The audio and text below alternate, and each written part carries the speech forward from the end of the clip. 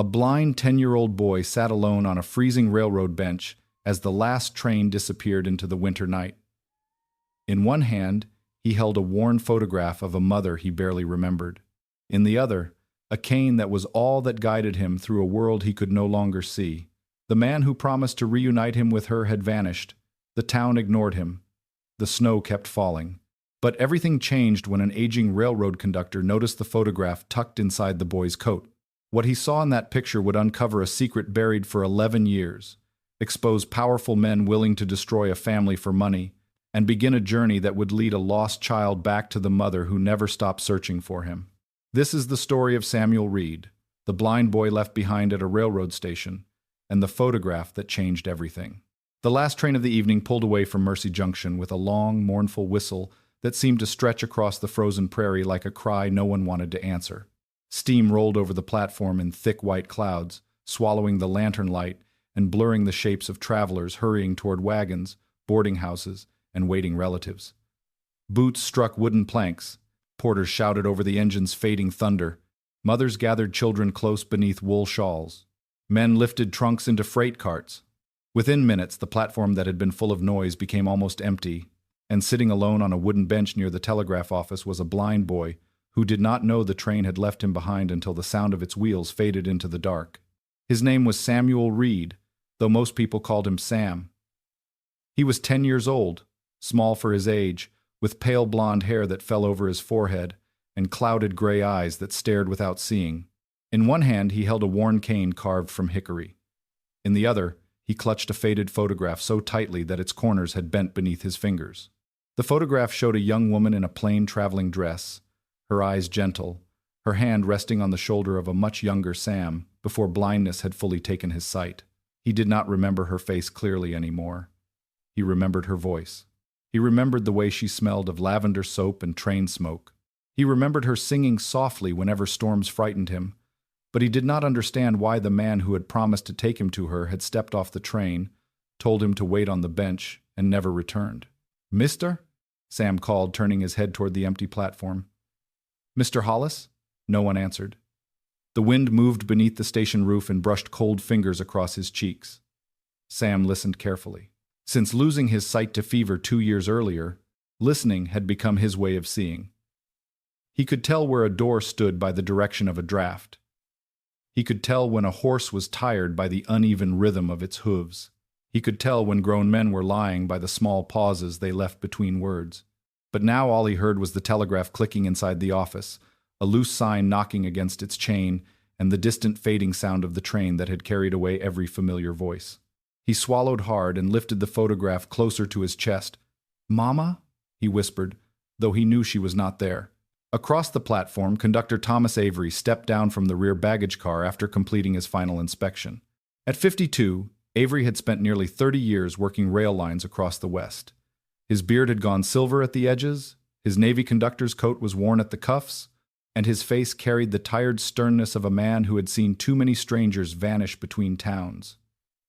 He was known for keeping schedules, enforcing tickets, and not becoming entangled in passengers' troubles. The railroad had taught him that sympathy could delay a train, and delay could cost a man his post.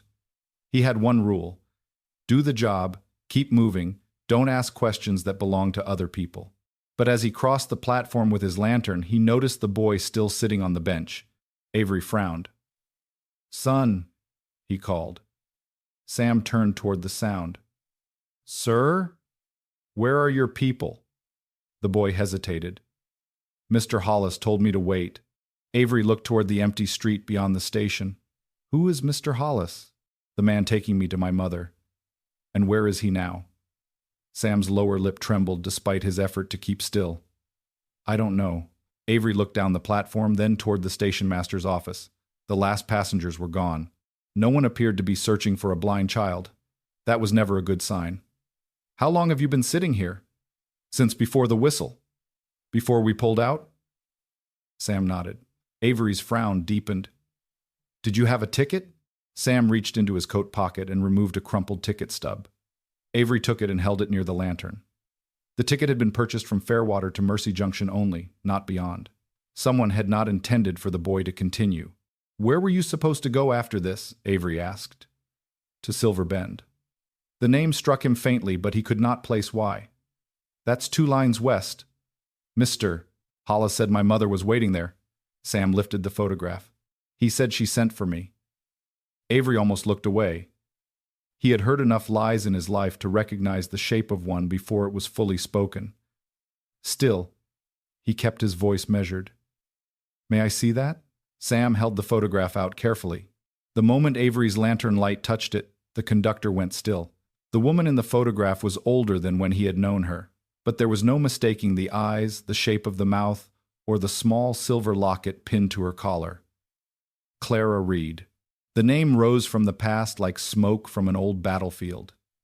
Avery had last seen her 11 years earlier, at a storm-battered station outside Abilene, holding a baby wrapped in a blue blanket while she begged for help boarding a westbound train. She had been frightened then, not of poverty, but of someone following her. Avery had helped her that night. He had never learned what became of her. Now he stared at the blind boy, at the photograph, and at the same gentle face that had haunted him for more than a decade.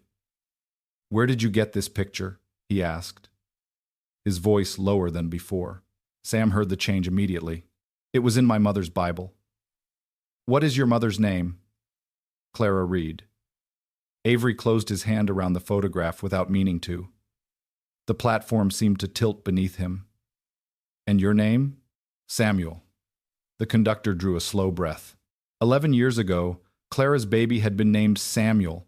She had whispered it as the train lanterns swung in the rain. Avery looked again at the boy's pale face, at the faded photograph, at the ticket that ended in Mercy Junction like a deliberate abandonment. Something old and unfinished opened inside him. Who sent you with Hollis? Sam lowered his head. My uncle. Name? Edwin Reed. Avery's expression hardened. That name he knew too. Clara's brother-in-law. A man she had feared. A man who had appeared at stations asking questions after she fled west. The conductor suddenly understood that the boy had not simply been forgotten. He had been left, perhaps to disappear into the cold. Perhaps so someone could claim he never arrived. Sam sensed the silence and gripped his cane tighter. Sir, am I in trouble? Avery looked at the boy, and for the first time in many years, his rule about not getting entangled felt like cowardice. No, he said quietly. But someone else might be. He removed his own scarf and wrapped it around Sam's shoulders. Come inside where it's warm. Sam hesitated. Are you taking me to my mother? The question struck the conductor harder than he expected. He did not know whether Clara Reed was alive. He did not know what waited in Silver Bend. He only knew that a blind child had been abandoned on his platform with a photograph from a woman he once failed to find again. I'm going to find out what happened, Avery said. And until I do, you won't be left alone. Sam held the photograph against his heart as Avery guided him toward the station office. Behind them, snow began falling over the tracks, covering the footprints of the man who had walked away. But before the storm could erase everything, Thomas Avery looked back toward the dark edge of town and saw one set of boot prints leading from the platform toward the freight yard instead of the street. Fresh prints, deliberate prints, the kind left by a man who had not run away but hidden nearby to watch whether the blind boy would survive the night. Avery tightened his grip on the lantern. Somewhere in Mercy Junction, Mr. Hollis had not gone far, and by morning, the conductor would learn that Sam's photograph was only the first piece of a secret that had been buried since the night Clara Reed fled with a baby in her arms. Conductor Thomas Avery guided Samuel Reed into the station office, just as the storm began to thicken against the windows. The little room smelled of coal smoke, damp wool, old paper, and telegraph oil. A potbelly stove glowed in the corner, its iron belly red with heat, and Sam stopped only a few steps inside, turning his face toward the warmth, as though it were a voice calling him by name.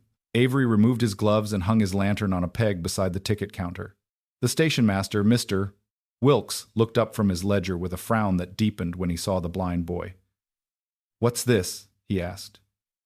"Passenger left behind," Avery said. "By whom?" "A man calling himself Hollis." Wilkes dipped his pen into ink and shook his head. "Never heard of him. Check the evening register." The station master sighed as though the request inconvenienced him, But Avery's stare allowed no argument. Wilkes turned the ledger around and ran one finger down the passenger column while Sam stood quietly near the stove, both hands wrapped around his cane. Avery noticed that the boy had not asked for food, though his face was pale and drawn with hunger. That told him Sam had learned not to expect anything unless offered. It was a hard lesson for a child. Too hard. "Here," Wilkes said at last. "Fairwater to Mercy Junction. 1 adult male. 1 child. Name given. Hollis Reed." Avery's eyes narrowed. "Hollis Reed? That's what it says." Sam turned his head. "Mr. Hollis said Reed was his family name, but he told me not to call him uncle." Avery looked toward the boy. "Why not?" Sam hesitated. "He said people ask fewer questions when a child sounds obedient." Wilkes muttered something under his breath. Avery ignored him and turned the photograph over beneath the lamplight. There, written faintly on the back in a woman's hand, were 3 words: "For my Samuel." Below them was a date from nearly 9 years earlier, and beneath that a partial location: Silver Bend Mission House. The conductor felt the old memory return with sharper edges. Clara Reed in the rain, the baby wrapped in blue, a woman afraid to tell the full truth because fear had followed her all the way to the tracks. "Did your mother live at Silver Bend?" Avery asked. Sam held the scarf closer around his shoulders. "I don't know. I was told she died when I was little. Then Uncle Edwin said he found out she might still be alive." "Uncle Edwin is Edwin Reed?" "Yes, sir." "Your father's brother?" Sam nodded. "After Pa died, I lived with him." "Where?" "Fairwater." Wilkes looked up. "Reed's Mercantile?" Sam's head turned slightly toward the voice. "Yes, sir." The station master's expression changed. "Edwin Reed owns half that town." Avery did not like how quickly the pieces were arranging themselves. A wealthy uncle. A blind nephew. A mother believed dead but perhaps alive. A hired man using a false name. A ticket purchased only as far as Mercy Junction. "Did Edwin give Hollis anything besides your ticket?" Avery asked. Sam thought carefully. "A brown envelope. I heard paper inside it. And coins. Did Hollis keep the envelope?" "Yes." "Did he say anything after you boarded?" Sam lowered his face. "He said if I was quiet, my mother would be glad to see me." Avery heard the hurt beneath the words. "And if you weren't quiet?" The boy's fingers tightened around the cane. "He said blind children who make trouble get left where wolves can find them." Wilkes stiffened. Avery's jaw locked so hard it hurt. For a moment, he saw not the station office, but another dark platform years earlier, where Clara Reed had looked over her shoulder and begged him not to let anyone know which train she had taken. He had been younger then, less careful. He had helped her board, then kept to his schedule. He had told himself that was enough. But now her son stood in front of him, abandoned in the snow, and Avery felt the old choice rise like judgment. This time, keeping to schedule would not be enough. He crouched, so his voice reached Sam gently. "When Hollis left you on the bench, did he walk toward town or the freight yard?" Sam turned his face toward the door. "Toward the freight yard first." Avery glanced at the fresh tracks he had noticed outside. "How do you know?" His right boot had a loose heel. It clicked on wood but dragged in snow. Wilkes blinked. "You heard that?" Sam nodded. He also smelled like cigar smoke and horse liniment. Avery stood slowly. "Good boy." The compliment surprised Sam so much that he did not answer. Avery took his coat from the peg. Wilkes immediately rose. "Where are you going?" "Freight yard. In this weather?" "Especially in this weather. Snow will cover the tracks by morning." Wilkes looked toward Sam. "And the boy?" "He stays here. Lock the door behind me." Sam reached out suddenly and found Avery's sleeve by touch. "Please don't leave me too." The words struck the room silent. Avery looked down at the small hand gripping his coat. He had spent decades avoiding attachments because the railroad took men from place to place and punished those who carried too much of other people's sorrow. But no schedule, no rule book, and no company badge could make him pull away from that hand. "I'm coming back," he said. "You have my word." Sam listened, measuring the truth in his voice. At last he let go. Avery stepped into the storm with his lantern low and his revolver hidden beneath his coat. The platform had already begun disappearing under fresh snow, but the prints near the bench remained clear enough. One small set from Sam's boots. One larger set, deep and uneven, leading toward the freight yard. The right heel had dragged exactly as the boy said.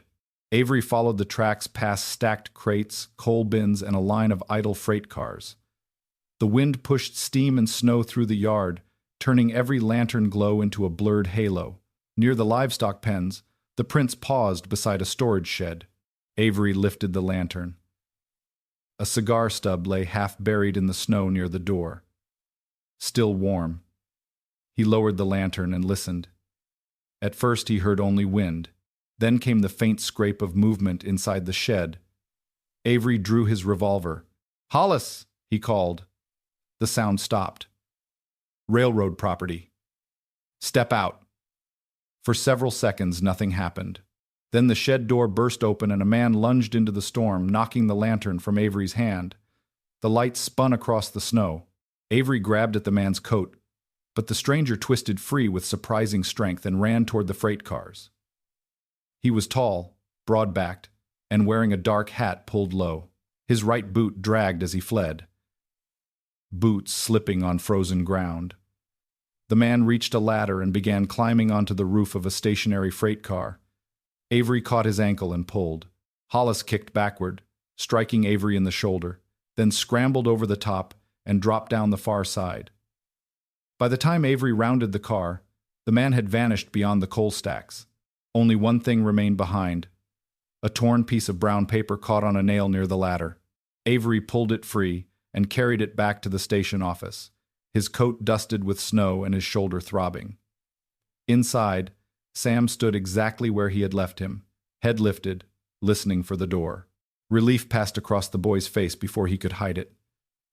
"You came back." Avery closed the door behind him. "I said I would." Wilkes hurried forward. "Did you find him?" "Not yet." Avery unfolded the torn brown paper beneath the lamp. It had come from an envelope. Most of the writing was gone, but one line remained visible. "Deliver the boy no farther than Mercy Junction." Beneath it was a partial signature. E. Reed. Wilkes exhaled sharply. Sam went very still. "Uncle Edwin wrote that?" Avery did not answer immediately. He did not want to hurt the boy with suspicion before he had certainty. But Sam was blind, not foolish. He heard the silence and understood too much of it. His small face tightened. "He didn't send me to Mama, did he?" Avery looked at the photograph again. Clara's faded face seemed to watch him from another lifetime. "I don't know everything yet," he said. "But I know someone wanted you left here." Sam lowered his head, and for a moment he looked so alone that Avery felt the anger inside him settle into something colder and steadier. "Listen to me, Samuel," he said. "Your mother may be in Silver Bend, she may not. But that photograph means something. The envelope means something, and I am going to find out why your uncle paid a man to abandon you in the snow." The telegraph clicked suddenly, breaking the silence.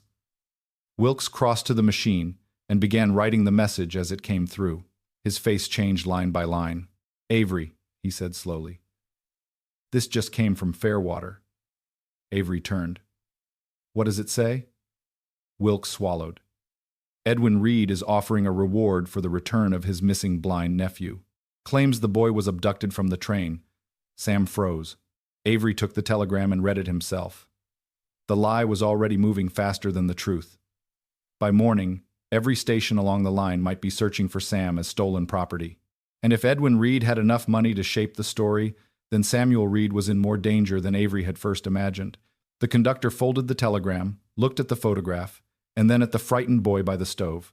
Outside, the storm covered the tracks, but inside, Avery knew one thing clearly. The journey to Silver Bend could not wait. Before dawn, Mercy Junction seemed less like a town than a handful of yellow lights struggling against the storm. Snow pressed against the station windows, muffling the world beyond the wooden walls, while inside the office the telegraph machine sat silent after delivering the message that had changed everything. Edwin Reed was offering a reward for the return of his missing blind nephew.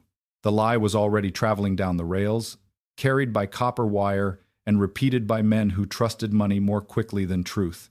Conductor Thomas Avery stood beside the ticket counter with the telegram in one hand and Clara Reed's photograph in the other, feeling the weight of both. Samuel Reed sat near the potbelly stove, wrapped in Avery's scarf, his cane resting across his knees. The boy had not cried after hearing the telegram. Somehow, that made it worse. Children who still expected mercy cried when betrayed.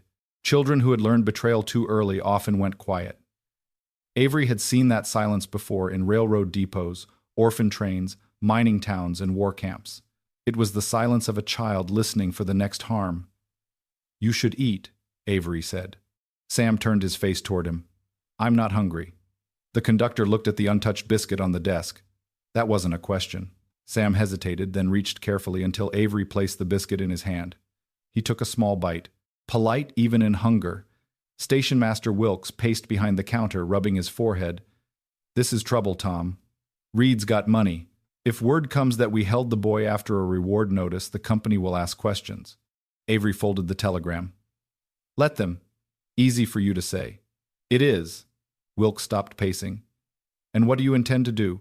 Put the boy on the next train west with half the line looking for him?" Avery looked toward the window where snow streaked past the glass. "No, not under his name." Wilkes stared at him. "You planning to break company rules?" "No," Avery said. "I'm planning to use them better than Edwin Reed expects." He crossed to the wall map where rail lines ran like black veins across the territory. Mercy Junction connected east to Fairwater, west toward Silver Bend, and south along a freight branch that few passenger men bothered to study. There is a cattle freight leaving at first light for Red Ash. From there, a mail wagon runs toward Silver Bend Mission Road. Wilkes frowned. That adds half a day. It also avoids every station receiving Reed's telegram. And the boy? Avery looked at Sam. "He travels as my assistant." Wilkes let out a humorless laugh. "He's 10. Then he'll be a young assistant." Sam's head lifted.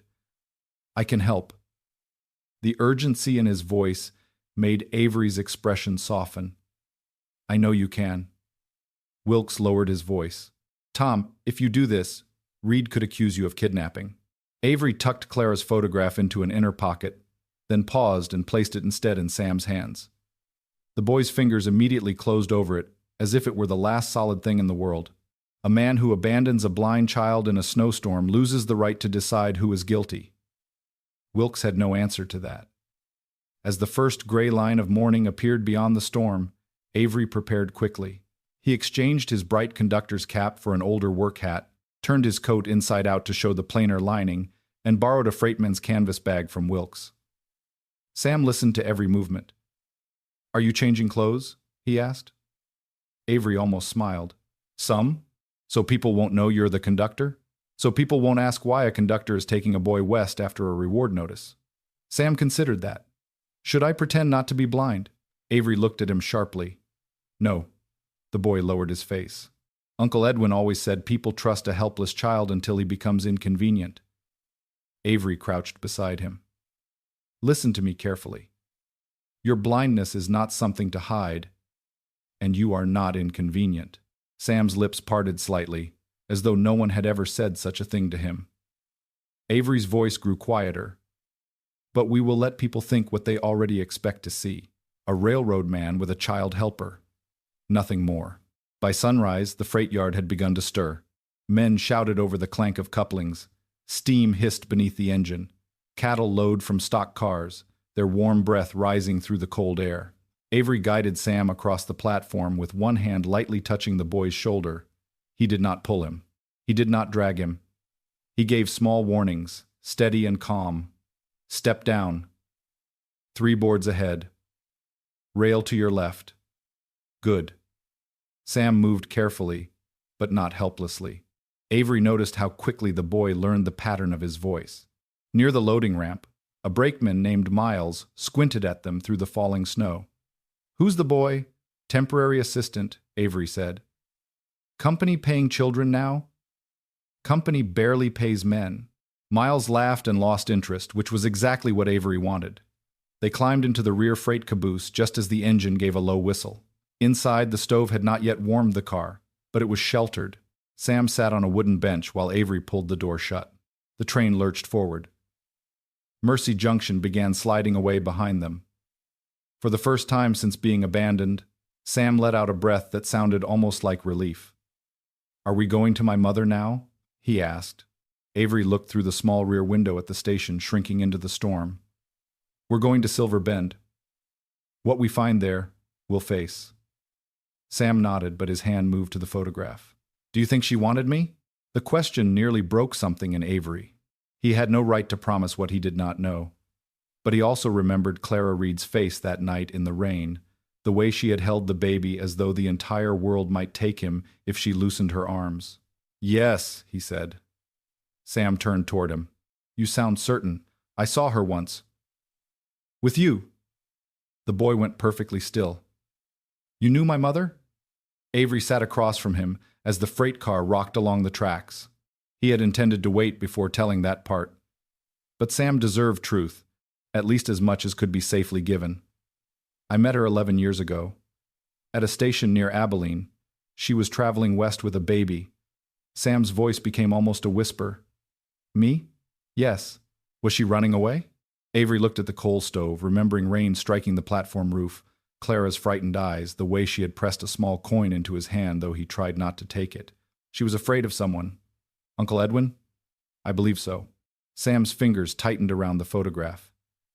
"He said she left because caring for a blind child would have ruined her life." Avery's eyes flashed with anger.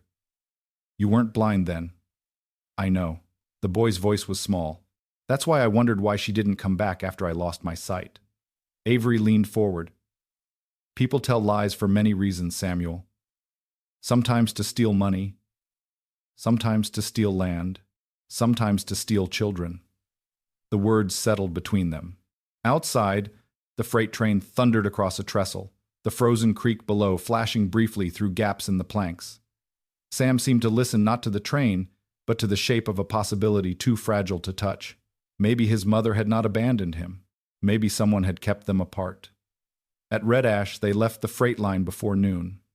Avery kept his hat low and led Sam past the depot without stopping. A notice had already been posted near the ticket window. "Missing blind boy, reward offered." Edwin Reed's influence had moved faster than expected. The handbill described Sam as abducted, frightened, and in need of return to his rightful guardian. Sam did not see it, but Avery did, and the lie made his stomach tighten. Beneath the description was Edwin Reed's name in bold ink and a promise of $20 to anyone who provided information. $20 was enough to turn honest eyes curious and hungry eyes dangerous. Avery steered Sam toward the wagon yard.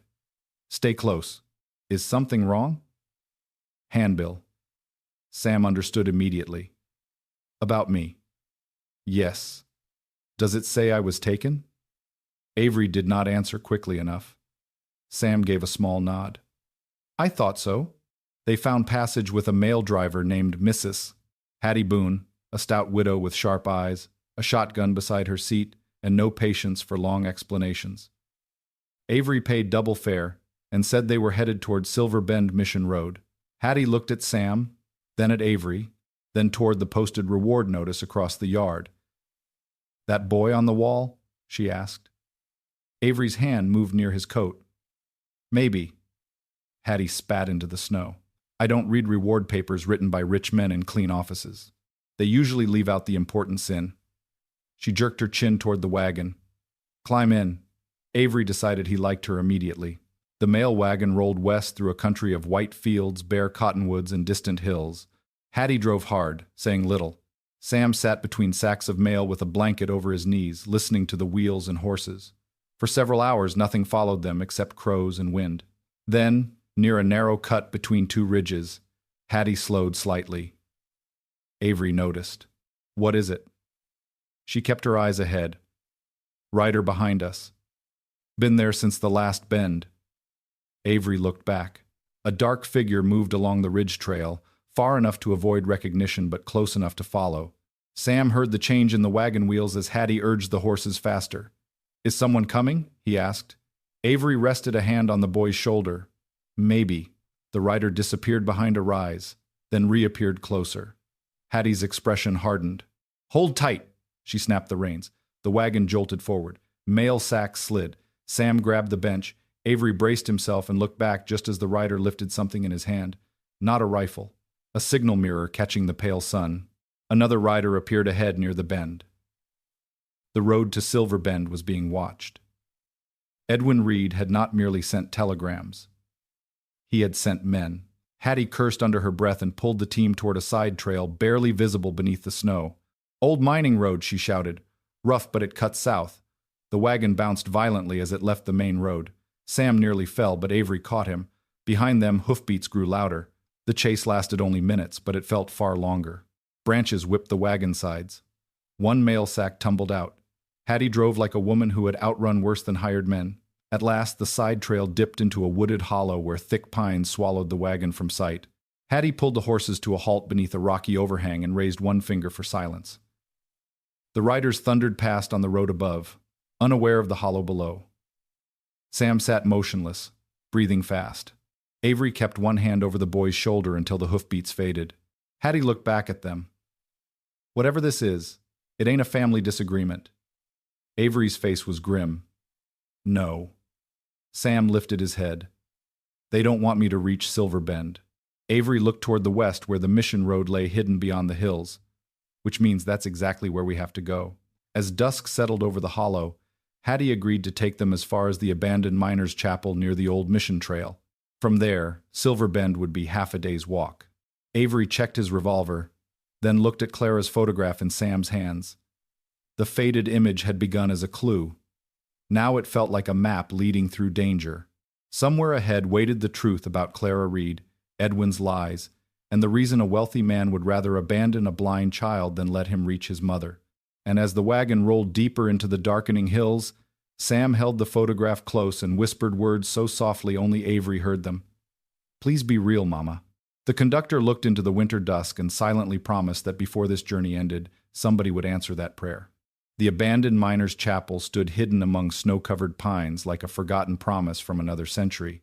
Its small steeple leaned slightly to one side, and half the shingles on its roof had long since surrendered to wind and weather, yet it still offered shelter from the bitter night settling across the hills west of Red Ash. Hattie Boone pulled her mail wagon beneath the trees and brought the horses to a stop. The animals were exhausted from the rough detour through the mining trails, their flanks covered in frost and sweat. Conductor Thomas Avery climbed down first, revolver still tucked beneath his coat, and scanned the surrounding woods before helping Samuel Reed from the wagon. The blind boy landed carefully, his cane touching frozen ground before his boots did. "Where are we?" Sam asked. "Old chapel," Avery replied. "Nobody uses it anymore." Sam tilted his head, listening. The wind moved differently here. It whispered through pine branches instead of open prairie grass. Somewhere nearby, water dripped beneath ice. "It sounds lonely," he said. Hattie snorted.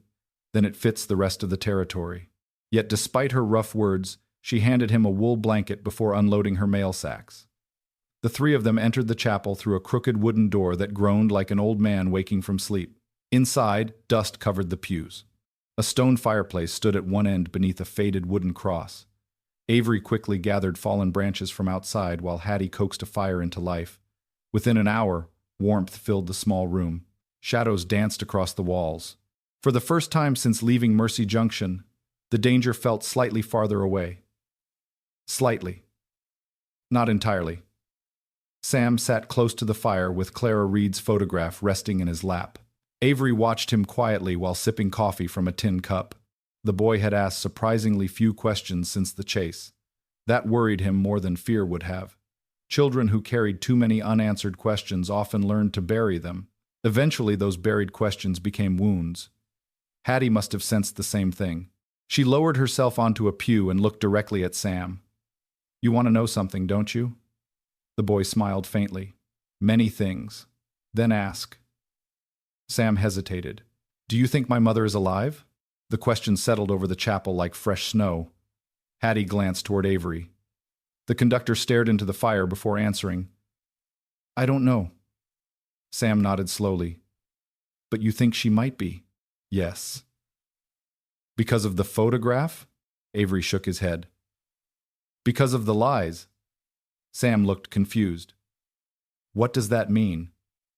Avery leaned forward. If your mother truly abandoned you, Edwin Reed would have no reason to invent stories. No reason to pay a man to leave you behind. No reason to send riders after us. The boy considered that. Then why would he? Hattie answered this time. Because rich men usually work hardest to hide the truth that hurts them. Sam fell silent. Somewhere beyond the walls, an owl called through the darkness. The fire crackled softly. Finally, the boy spoke again. My uncle never liked talking about her. Avery looked up. What did he say? Sam's fingers moved across the edge of the photograph. That she was selfish. That she chose freedom over family. Did you believe him? The boy stared toward the firelight he could not see. I tried to. His voice was barely above a whisper. It's easier to miss someone if you think they stopped loving you. Avery felt something twist painfully inside his chest. He remembered Clara Reed holding her infant son at the station 11 years earlier. Whatever faults she carried, abandoning that child had never seemed possible. The memory felt even stronger now. As the evening deepened, Hattie spread maps across one of the pews. Silver Bend Mission sits here. She pointed toward a narrow valley west of the hills. Half a day if weather holds. Avery studied the route, and if it doesn't, a day and a half. She tapped another location farther south. Old Ranch Road intersects here. Avery frowned. Anyone watching the mission could watch that road too. Hattie nodded. Exactly. For several minutes, the two adults discussed routes while Sam listened. Then the boy suddenly spoke. There were 2 riders. Avery looked at him. At the road? Sam nodded. The first horse was heavier. Hattie blinked. You heard that? One horse breathed harder. Older animal. The second rider sat straighter. Avery exchanged a glance with Hattie. Sam continued. The second rider never spoke. How do you know? Avery asked. The first one coughed twice. The other never made a sound. Hattie laughed softly. Well, I'll be. Avery was beginning to understand something important. Samuel Reed's blindness had sharpened other senses beyond anything most people noticed. The boy observed the world differently, more carefully, and that might become valuable before this journey ended. Later that night, after Hattie fell asleep near the fireplace, Avery remained awake. Years on the railroad had trained him to rest lightly when danger lingered nearby. He sat at the chapel window watching moonlight filter through the trees. Snow continued falling. The world beyond the glass looked peaceful. Too peaceful. Shortly after midnight, he heard it. Not through the window, through Sam. The boy sat upright suddenly from his blanket near the fire. Someone's outside. Avery's hand moved instantly toward his revolver. What? Sam tilted his head. Horse. Avery listened. At first he heard nothing.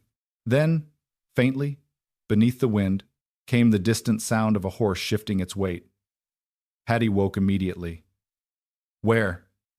Sam pointed toward the rear of the chapel. Avery moved silently to the back window and peered through the darkness. There, a shape among the trees. Horse, rider, watching. The conductor's jaw tightened. Edwin Reed's men had found them again. The rider remained hidden among the pines, too far away for identification, close enough to confirm their location. Hattie quietly loaded her shotgun. Friend of yours? Avery shook his head. No. The rider lingered for several minutes before finally turning away. Soon the sound of hoofbeats faded into the forest. But none of them slept much afterward. At dawn, they prepared to leave. Hattie could go no farther west because the mail route turned south. Their paths would separate at the mission trail. Before climbing back onto the wagon, she pressed a folded paper into Avery's hand. What's this? He asked. Name of a pastor. At Silver Bend? She nodded. Reverend Matthew Collins. Honest man. If anyone knows about Clara Reed, it'll be him. Avery slipped the paper into his pocket. Thank you. Hattie looked toward Sam. Her expression softened slightly. Don't stop asking questions, boy. Sam smiled. I won't. The wagon carried them through the final miles of wilderness until the mission trail appeared between 2 ridges. There they parted ways. Hattie continued south. Avery and Sam headed west on foot. The snow had stopped. Sunlight broke through gray clouds.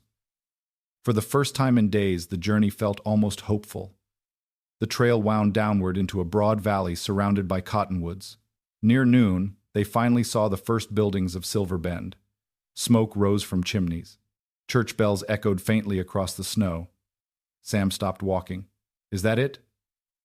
Avery looked toward the settlement. "Yes." The boy gripped the photograph so tightly that his knuckles whitened. "We're really here." Avery stared at the mission buildings in the distance. Something about them felt familiar.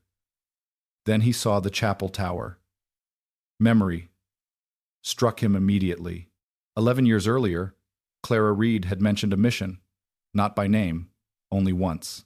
She had whispered it while boarding the train, a place where nobody would find her, a place she trusted.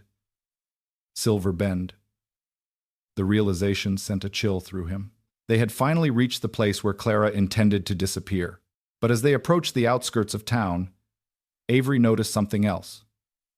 A wagon stood outside the mission house. Fresh tracks surrounded it. Several horses were tied nearby.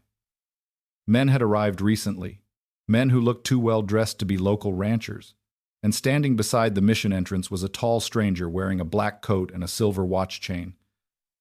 The man seemed to be waiting for someone, waiting long enough to keep looking toward the road. Toward them. Avery slowed immediately. "Stay close." Sam sensed the change. "What's wrong?" The conductor's eyes narrowed. "I think we may not be the first people looking for your mother." And as the stranger's gaze locked onto them from across the snow-covered yard, Avery realized their arrival at Silver Bend was not the end of the mystery. It was the beginning of something far more dangerous. The stranger in the black coat watched Thomas Avery and Samuel Reed approach the Silver Bend mission yard with the stillness of a man who had arrived early for an appointment he expected to control. He stood beside a polished wagon, far too fine for the rough road that led into the valley, one gloved hand resting on the head of a silver-handled cane, the other tucked beneath his coat near the chain of a pocket watch. Two men waited near the horses behind him, pretending to check harness buckles while keeping their eyes on the road. Avery noticed all of it before he and Sam had crossed half the distance to the mission gate. The conductor had survived 30 years on rail lines because he knew how to read stations, crowds, weather, and men who believed money made them invisible.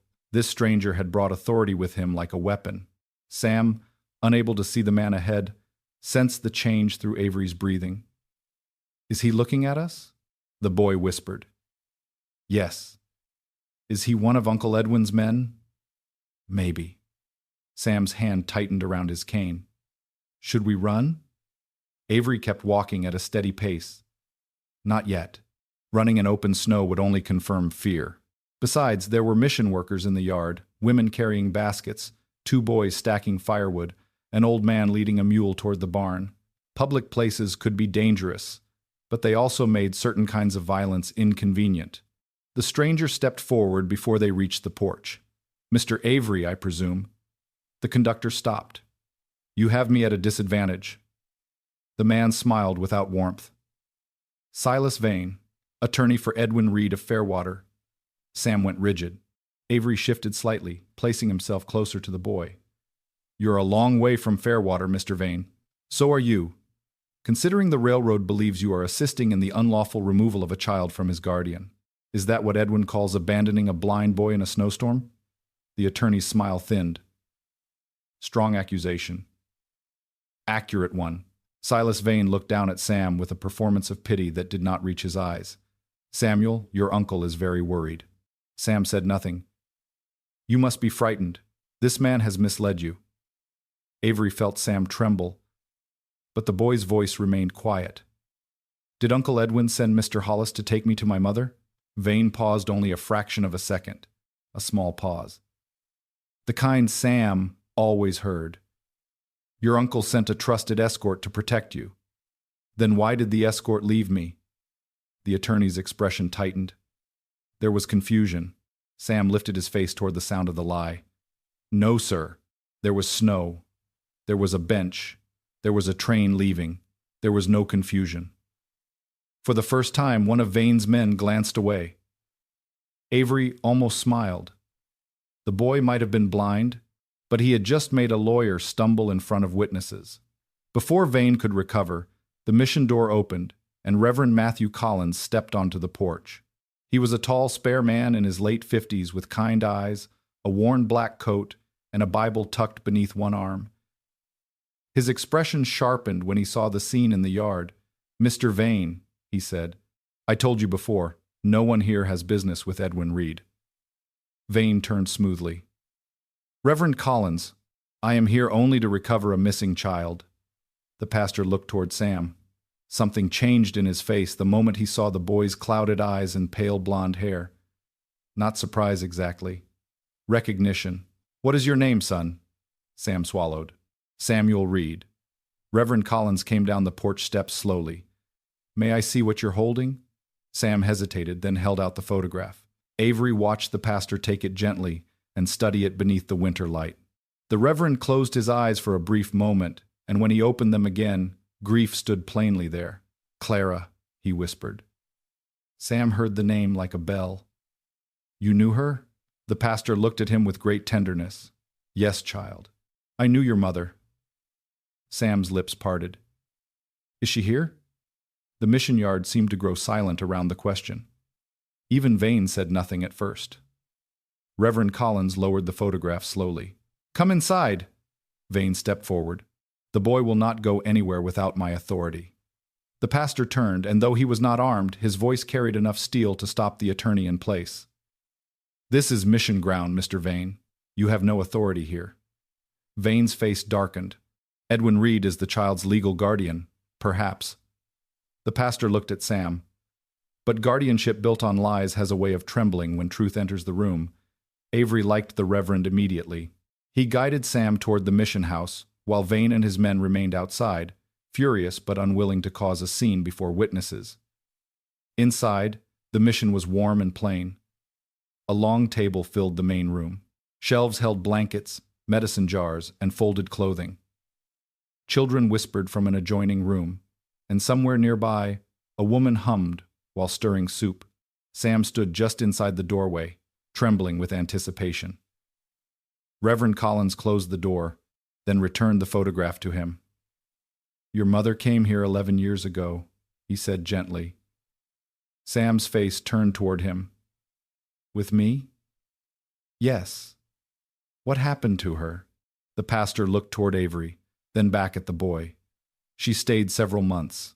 She was frightened, but she loved you dearly. Everyone here knew that.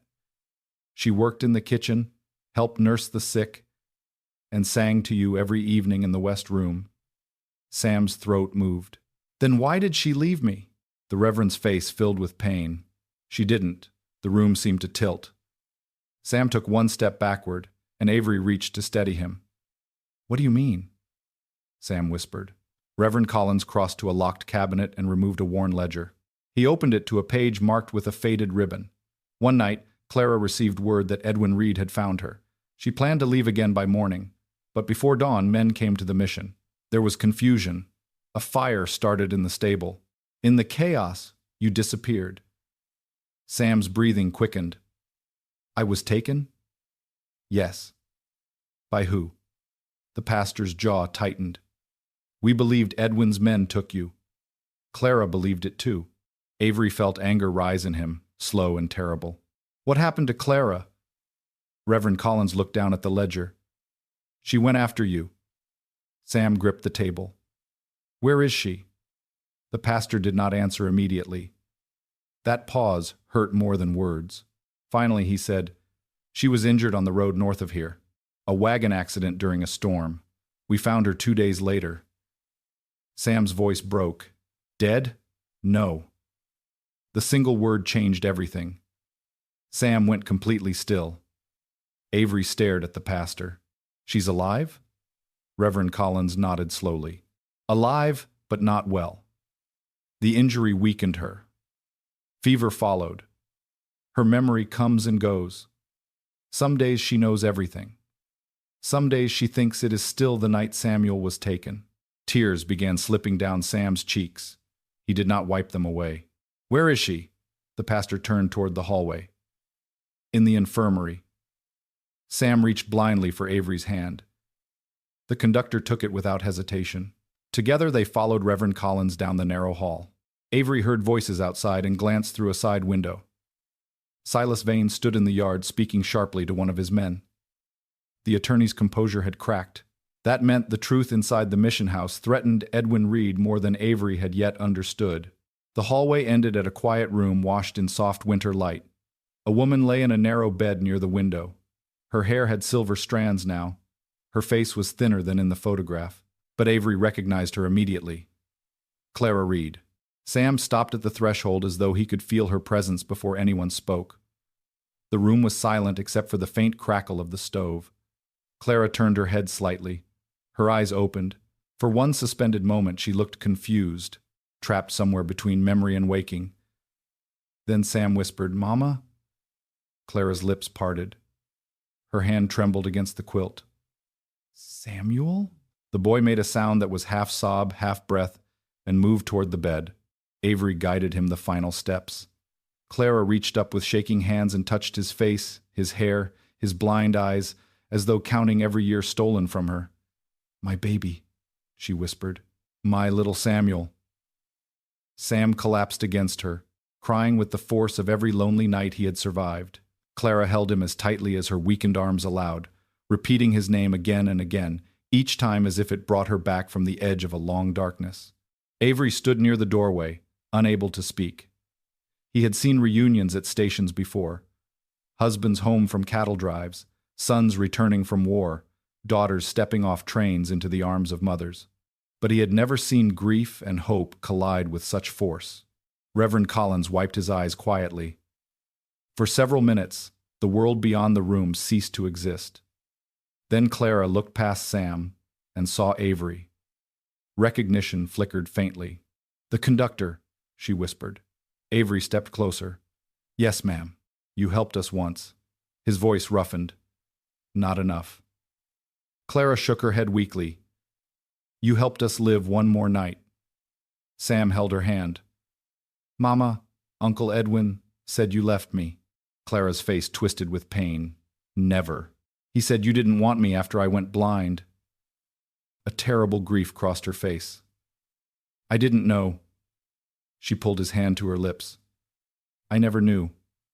I searched until my body broke. Then my mind broke. But my heart never stopped knowing you were alive." Avery turned toward Reverend Collins. "Can she testify?" The pastor's expression grew troubled.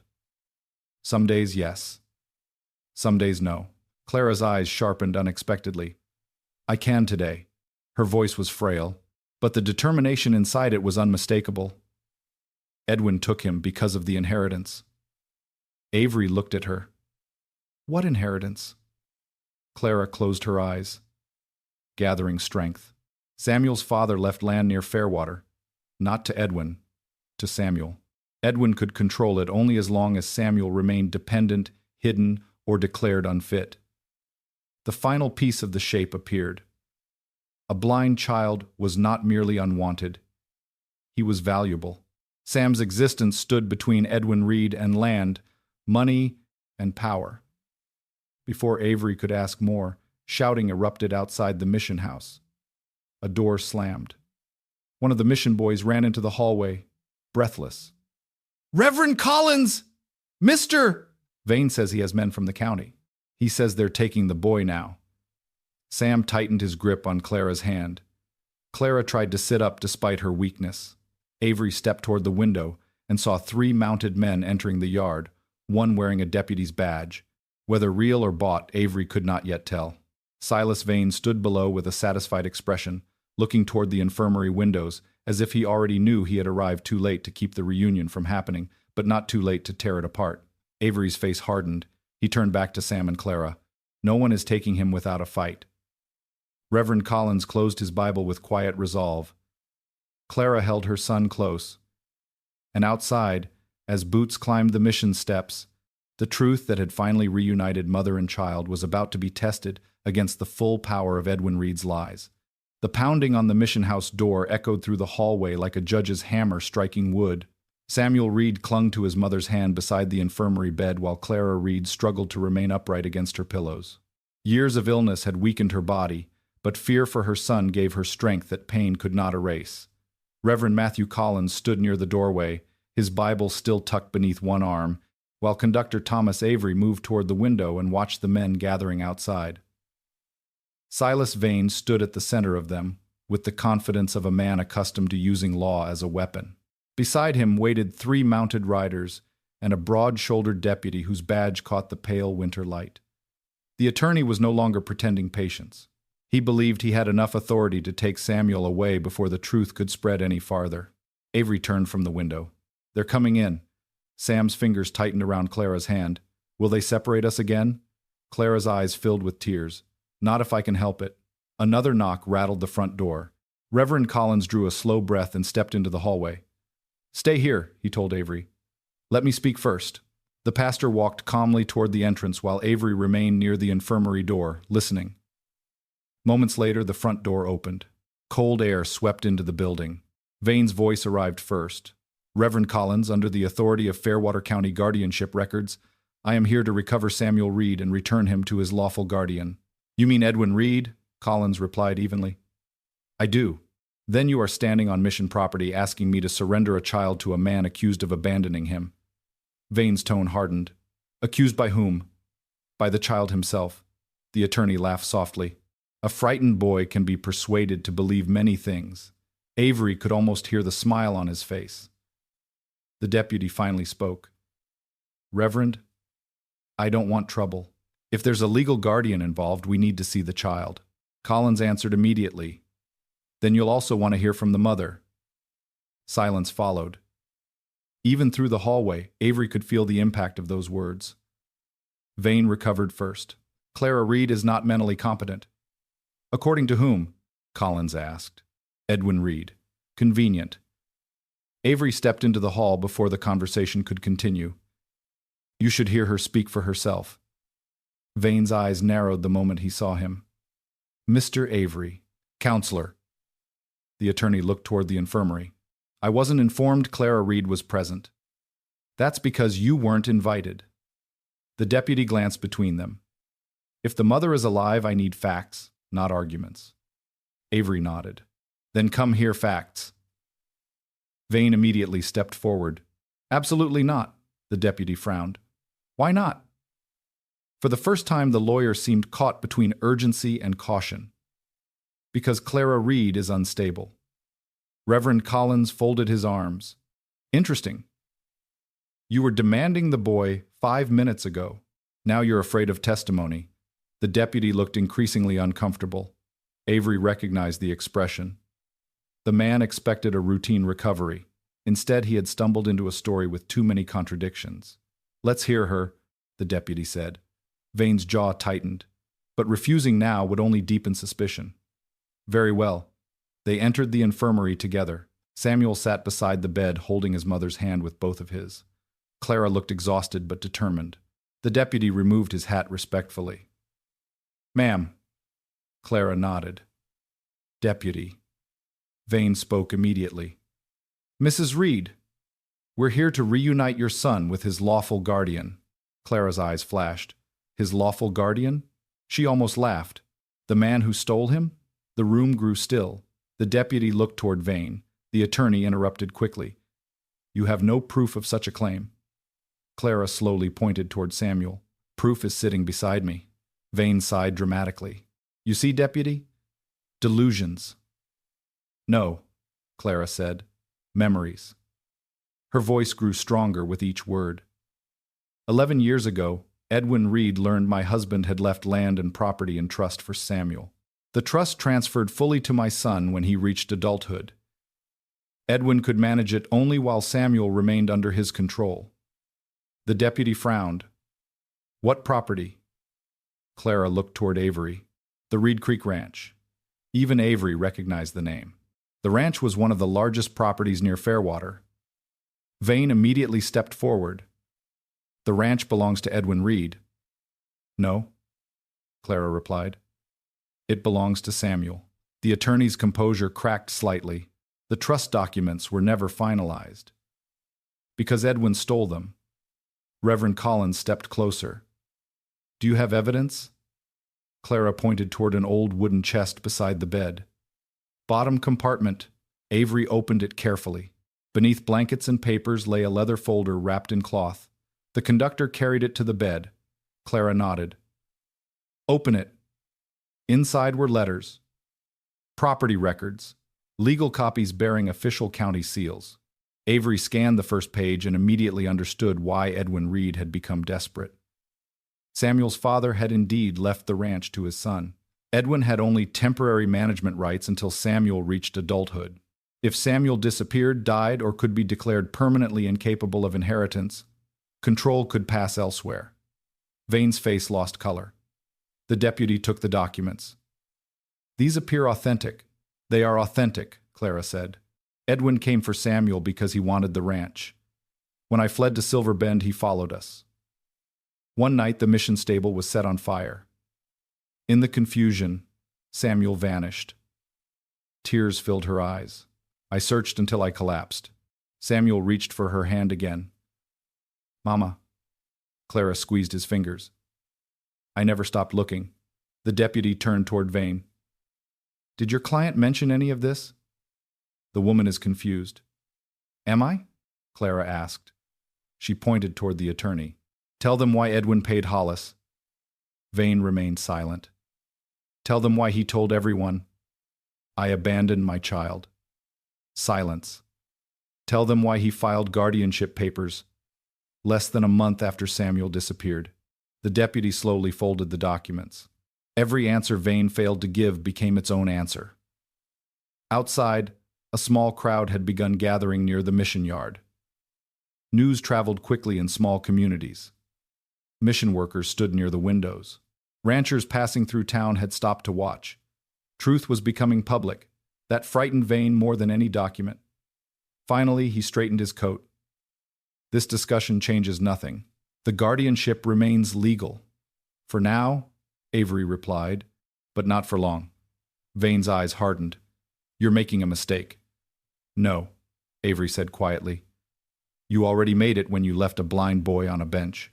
For a brief moment, hatred flashed openly across the attorney's face. Then he smiled again. That frightened Avery more. Men who stopped pretending were dangerous. Men who resumed pretending after losing control were worse. Vane tipped his hat slightly. "Very well." He turned toward the deputy. "We will settle this properly." The deputy nodded. "In court." The attorney's smile remained fixed. "Exactly." He left the infirmary. Moments later, the sound of horses echoed outside as his men departed. But Avery noticed something important before they disappeared.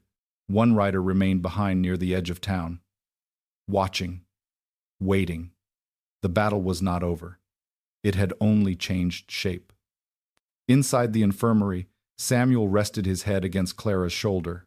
For the first time since Mercy Junction, mother and son were together without fear of immediate separation. Yet Clara looked worried rather than relieved. Avery noticed. "What is it?" he asked. Clara stared toward the window. "Edwin won't stop." "Because of the ranch?" She shook her head slowly. "The ranch is only part of it." Avery frowned. "What else?" Clara closed her eyes. "My husband discovered something before he died." The room fell silent. "Something connected to Edwin." "What?" Reverend Collins asked. Clara's voice dropped almost to a whisper. "Murder." No one spoke. Even the fire seemed quieter. Samuel lifted his head. "Murder?" Clara nodded. "Your father found proof. That's why Edwin became desperate." Avery felt a chill move through him despite the warmth of the room. The inheritance had seemed explanation enough. Now something darker stood behind it. Something worth kidnapping a child to hide.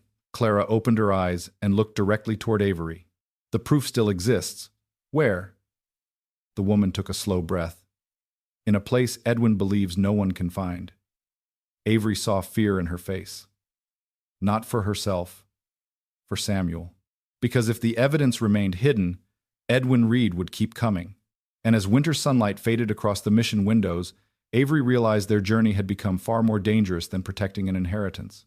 Somewhere beyond Silver Bend lay evidence connected to a killing buried for more than a decade. And unless they found it first, Edwin Reed would never stop hunting the boy who unknowingly stood between him and the truth. That night, A heavy silence settled over the Silver Bend mission house.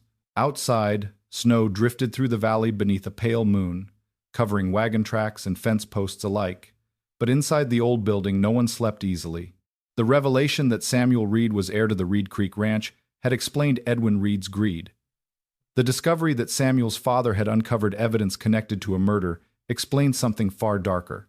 Conductor Thomas Avery sat beside the dining hall stove long after everyone else retired, staring into the flames while replaying Clara Reed's words.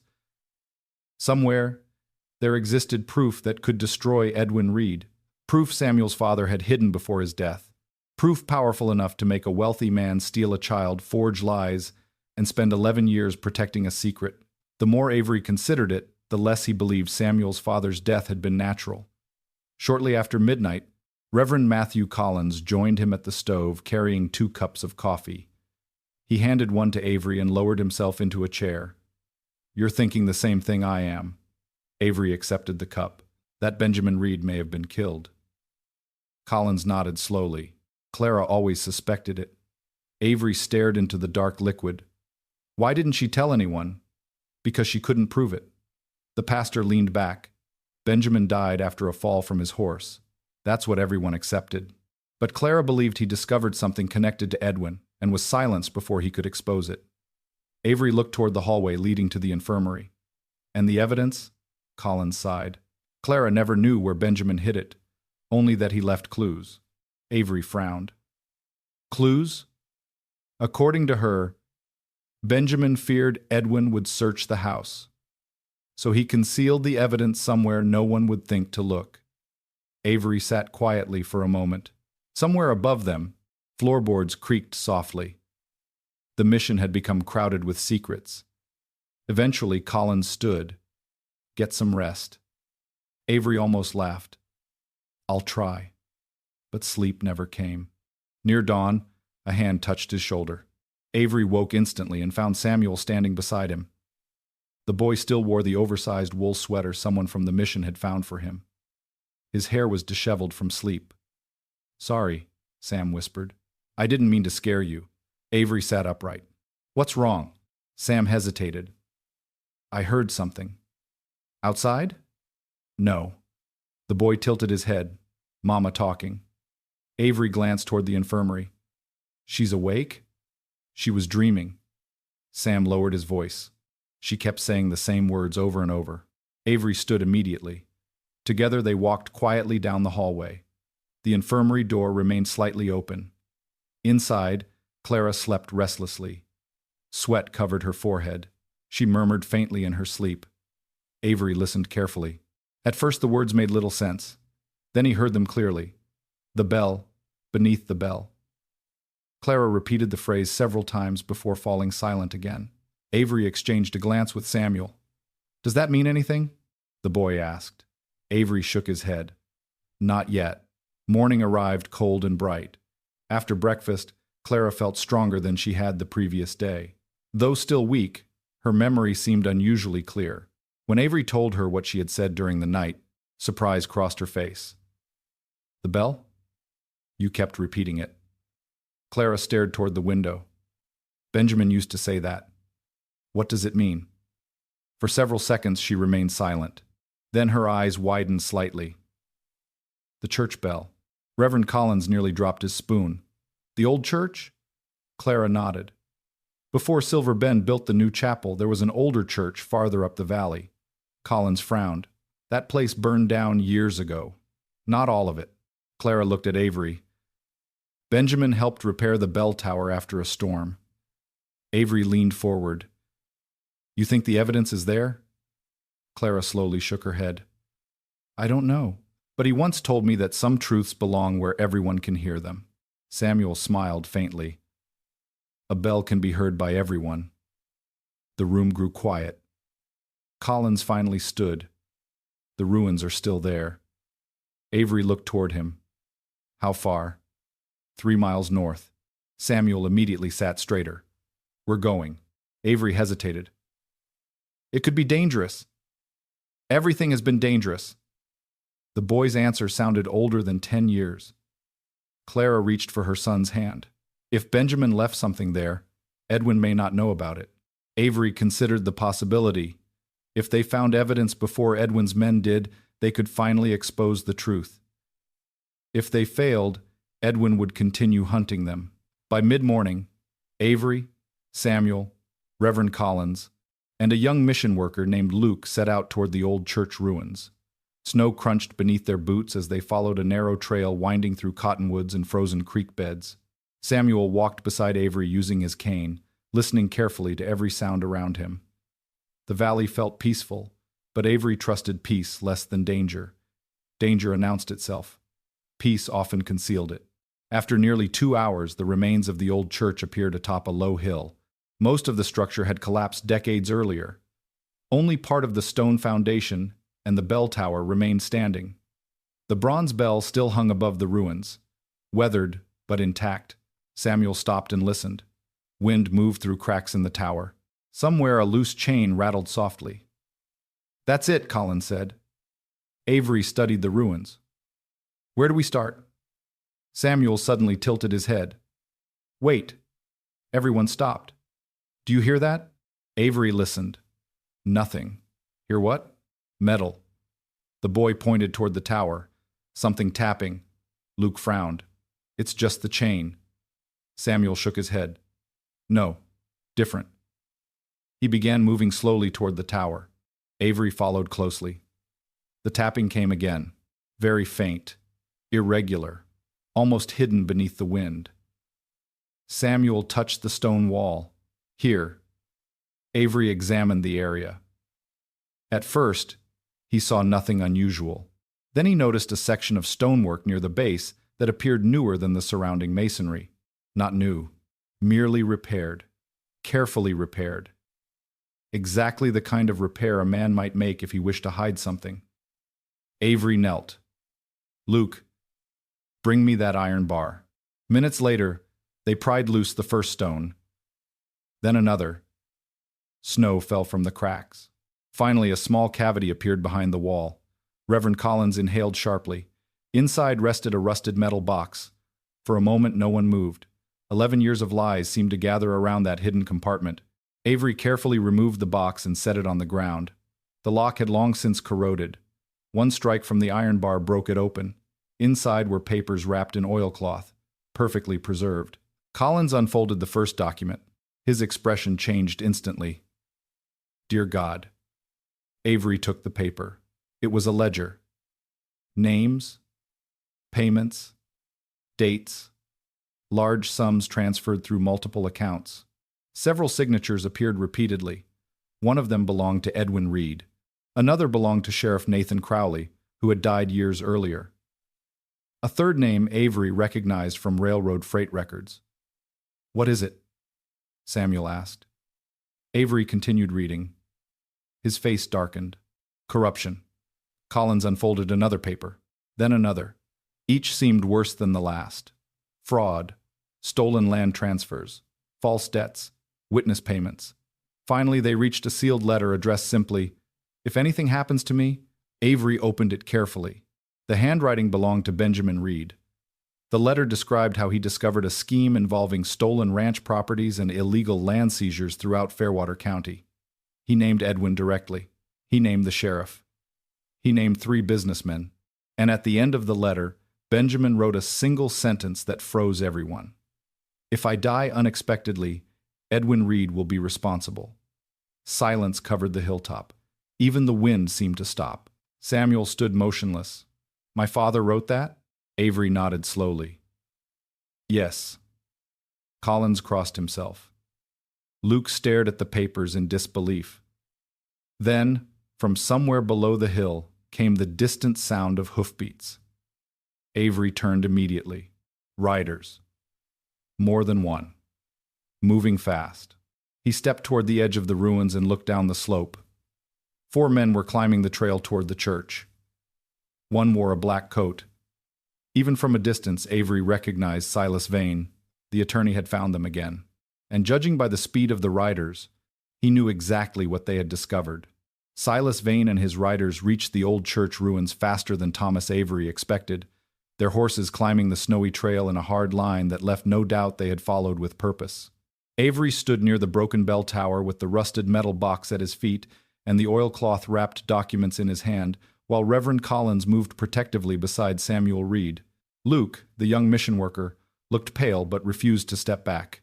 Sam stood still with his cane planted in the snow, his face turned toward the approaching hoofbeats. He could not see the men coming, but he heard enough to know danger had found them again. 4 horses, he whispered. One breathing hard, same as before. Avery's jaw tightened. Then they followed us from the road. Collins lowered his voice. We need to get those papers back to the mission. Avery glanced toward the ruined tower, the open slope, the narrow trail behind them, and the men closing from below. There was no easy escape. The old church had once stood proudly over the valley, but now its broken walls offered more memory than shelter. Still, ruins had angles, shadows, loose stone, better than open ground. Samuel, Avery said quietly, stay behind the tower wall. The boy hesitated. Can I hold the photograph? Avery placed Clara's photograph into his hands. Sam tucked it inside his coat. Now the papers, Sam said. What? Give me some. Avery stared at him. No. If they search you, they'll take all of them. The conductor opened his mouth to refuse. But Sam continued, his voice trembling, yet firm. People don't look at a blind boy first. Uncle Edwin taught me that without meaning to. The words struck Avery hard. He hated that the child was right. Quickly, he separated the documents. The main ledger and Benjamin Reed's warning letter stayed with him. Copies of land records and payment slips he folded and placed inside Sam's inner coat pocket. Keep them flat, don't drop them. Sam nodded. I won't. Vane reined his horse at the edge of the ruins and dismounted with an expression of polished annoyance. Mr. Avery, he called. You have a rare talent for standing exactly where you do not belong. Avery held the attorney's gaze. Funny. I was thinking the same of you. Vane's eyes moved to the open metal box, then to the papers in Avery's hand. For the first time, his smile vanished entirely. Those documents are private property. Reverend Collins stepped forward. They were hidden by Benjamin Reed. A dead man's hiding place does not determine ownership. Neither does theft, Avery said. One of Vane's riders shifted in the saddle. Another rested a hand near his holster. Vane did not immediately draw a weapon. He was too careful for that. Lawyers preferred witnesses when law favored them and emptiness when it did not. The hilltop had too few witnesses for Avery's comfort. Hand over the box, Vane said. Then we can discuss this sensibly. Sam turned his head slightly. He sounds scared.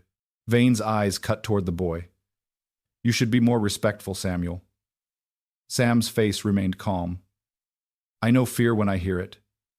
Your breathing changed when you saw the papers. For one suspended moment, nobody spoke. Luke stared at Sam as if seeing him for the first time. Avery nearly smiled despite the danger. Vane's expression hardened. You have been filled with lies. No, Sam said. I have been left in too many rooms where grown men thought I couldn't understand them. The attorney took one step forward. Enough. Avery raised the document slightly. These papers connect Edwin Reed to illegal land seizures, bribery, and possibly Benjamin Reed's death. They are forged. You haven't read them. I don't need to. That will sound interesting in court. Vane's nostrils flared. There will be no court if you continue obstructing a lawful guardian. Avery stepped closer, lowering his voice. You tell Edwin that Samuel reached his mother. You tell him, Clara remembered. You tell him Benjamin's letter is out of the wall and in my hand. Then tell him if he wants this boy, he can come before a judge in Silver Bend and ask for him in public. Vane stared at him for a long moment. Then his gaze shifted to the riders. Avery saw the signal too late. One man kicked his horse forward, not at Avery, but toward Sam. Reverend Collins shouted. Avery lunged. The horse cut between them, throwing snow and forcing Collins backward. The rider leaned low, reaching for the boy. Sam heard the rush of hooves and dropped instantly, rolling toward the broken stone foundation just as the rider's hand swept through empty air. Avery fired one shot into the snow near the horse's legs. The animal reared, screaming. The rider fell hard. Chaos broke across the hilltop. Luke grabbed a loose stone and swung at another man climbing from the saddle. Collins pulled Sam behind the tower wall. Vane cursed and rushed toward the metal box. Avery tackled him before he reached it, and both men crashed against the frozen ground. Papers scattered. Wind caught one sheet and sent it spinning toward the slope. Vane struck Avery across the jaw with the head of his cane. Pain flashed white through the conductor's skull, but he held on, driving his shoulder into the attorney's chest. "You should have stayed on your train," Vane hissed. Avery grabbed the front of his coat. "You should have left the boy alone." They struggled beside the open box while the wind whipped snow through the ruins. One rider recovered and reached for his pistol. Before he could draw, a gunshot cracked from below the hill. Everyone froze. A woman's voice shouted through the cold air. "Drop that weapon, or I swear by every mile of road behind me, I'll put the next shot through your hat." Hattie Boone stood at the foot of the trail with her shotgun raised, her mail wagon behind her and two armed ranchers from Silver Bend beside it. Apparently the old mail driver had not gone as far south as she claimed. Vane's men hesitated. That hesitation saved them. Avery shoved Vane aside and gathered the main documents. Reverend Collins helped Sam to his feet. The boy's coat was dusted with snow, his face pale, but his hand remained pressed firmly over the papers hidden inside. Vane slowly rose, breathing hard, his polished dignity ruined by snow and mud. Hattie climbed the trail with her shotgun still trained on the riders. "I knew men in clean coats would make trouble," she said. "They always do." Vane looked at the armed ranchers behind her, then at Avery, then at the documents. He understood the moment had slipped from his control. "This is not over," he said. Hattie snorted. "Villains always say that when they're losing." Avery kept his revolver ready. "Take your men and ride. You have no authority to command me." "No," Avery replied, "but I have a gun, witnesses, and proof your client is more afraid of paper than bullets." That seemed sufficient. Vane's face tightened with hatred. But he knew better than to press further. One by one, his men mounted. The fallen rider limped back to his horse. Within minutes, they descended the trail and disappeared toward the valley road. Only when they vanished did Sam finally exhale. Avery knelt beside him. "Are you hurt?" "No."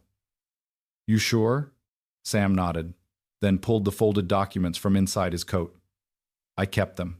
Avery took them with a tenderness he would have once reserved for sacred things. "You did more than that." Hattie came over and looked the boy up and down. "Blind as midnight, and twice as sharp as any man here." Sam smiled faintly. "I heard him move." "Course you did." Reverend Collins gathered the remaining papers from the snow. Luke retrieved the rusted box. Together they checked the documents carefully. The ledger survived. Benjamin Reed's warning letter survived. The land record survived. Not everything remained perfect, but enough remained whole. More than enough. As they prepared to return to the mission, Avery found the one paper the wind had carried down the slope. It had lodged against a dead shrub near the trail. He unfolded it and stopped. It was not a ledger page. It was a letter addressed to Clara Reed, written in Benjamin's hand. "My dearest Clara, if this reaches you, take Samuel and go where Edwin cannot follow. Trust no papers Edwin gives you. Trust only the photograph, the mission bell, and the conductor who helped you once." Avery read the final line twice, his throat tightening. Benjamin Reed had known his name. Clara must have told him. Somewhere in the dark before his death, a doomed man had included a railroad conductor in the last map he left for his family. Avery carried the letter back up the hill and handed it to Sam. "Your father left this for your mother." Sam held it carefully. "Does it say something about me?" "Yes," Avery said. "It says he wanted you safe." The boy lowered his head, and tears slipped down his cheeks, quiet and unashamed. By late afternoon, they returned to Silver Bend Mission with the documents intact. Clara wept when she saw Benjamin's letter. She pressed it to her heart, then to Samuel's hands, as if reconnecting a broken line between father, mother, and son. Yet the victory brought no full peace. Hattie reported seeing Vane ride east, not toward Fairwater, but toward the nearest telegraph office. Avery understood why. Edwin Reed would soon know the evidence had been found, and a man willing to steal a child for 11 years would not surrender because one box of papers had surfaced. That evening, Reverend Collins sent word to Judge Abel Whitcomb in Silver Bend, requesting an emergency hearing at the railroad hall the next day. If they could bring Clara, Samuel, the documents, and public witnesses before the judge, Edwin's guardianship might finally collapse. But as night settled over the valley, a final telegram arrived from Fairwater.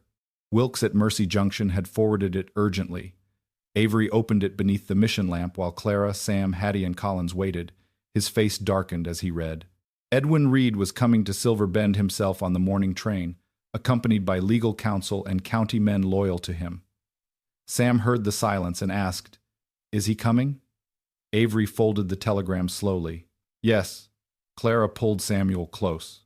Hattie checked her shotgun. Reverend Collins closed his eyes in prayer. And Thomas Avery looked toward the tracks beyond the valley, knowing the next train would not bring rescue, reunion, or hope. It would bring the man who had built 11 years of lies. And by tomorrow, every secret hidden beneath the mission bell would have to stand in the open. The morning train from Fairwater arrived at Silver Bend beneath a sky heavy with snow and judgment. Its whistle rolled through the valley long before the engine appeared, and by the time black smoke rose beyond the cottonwoods, nearly half the town had gathered near the depot and railroad hall. Word of the mission trouble had spread quickly. Some had heard a blind boy had been stolen. Others had heard he had been rescued. Some believed Edwin Reed was a generous uncle wronged by strangers. Others whispered that the old Reed Creek Ranch had been built on secrets buried deeper than winter ground. Thomas Avery stood near the platform with Reverend Collins, Hattie Boone, Clara Reed, and Samuel. The boy held his mother's hand with one hand and his cane with the other. Clara was pale and weak from the strain of leaving the infirmary, but she had insisted on standing there when Edwin arrived. "I hid from him for 11 years, she had said. "I will not hide when my son can hear me." Avery respected that kind of courage. It was not loud. It did not pose. It simply remained upright when fear tried to bend it. The engine slowed with a scream of iron. Steam poured over the platform, wrapping everyone in white. Sam flinched at the sound but did not step back. Clara squeezed his hand. "I'm here. I know," he whispered. The train stopped. Doors opened. Passengers descended. Then Edwin Reed stepped onto the platform. He was a tall man in his late 40s with carefully trimmed dark hair, a fine wool coat, polished boots, and the calm expression of someone who had spent years being obeyed. Beside him came Silas Vane, his attorney's face still marked faintly by the struggle at the old church ruins. Behind them followed 2 county men from Fairwater, one of whom Avery recognized from a reward notice office. Edwin's gaze moved across the crowd, over Reverend Collins, past Avery, and finally settled on Sam. For a fleeting second, something like anger flashed in his eyes. Then he transformed it into wounded concern so smoothly that anyone not watching closely might have mistaken it for love. "Samuel," he called, opening his arms. "Thank God you're safe." Sam's grip tightened around Clara's hand. He did not move. Edwin's eyes shifted to Clara. For the first time, his composure faltered. He had known she was alive, perhaps. But seeing her standing there beside the boy he had stolen from her was another matter. "Clara," he said softly, "you should be resting." Her voice was frail but steady. "I rested for 11 years while you raised my son on lies." A murmur moved through the crowd. Edwin sighed as though grieving for someone unstable. "This is exactly what I feared. Your illness has made you vulnerable to manipulation." Avery stepped forward. "Careful, Reed."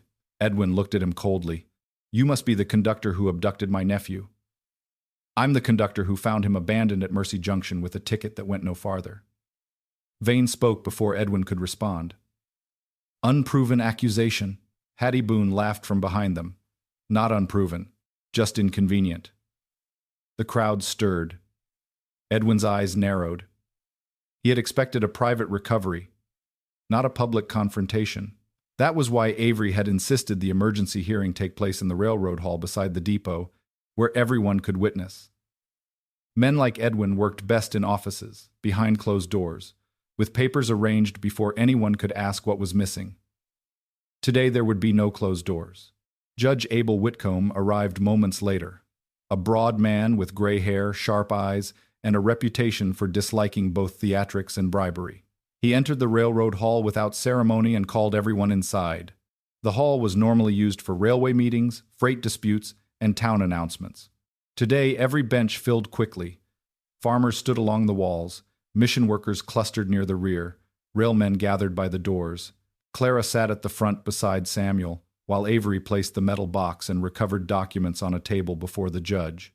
Edwin seated himself with Vane, calm restored, though Avery noticed he kept glancing toward the box. Judge Whitcomb struck the table once.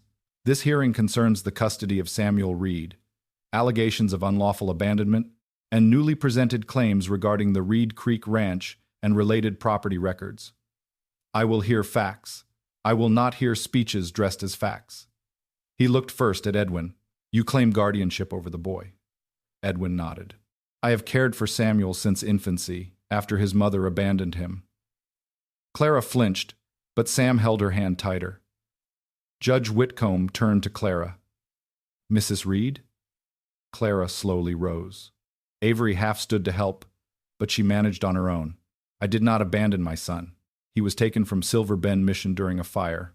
I searched until I was injured. My memory was damaged, but my love for him was not.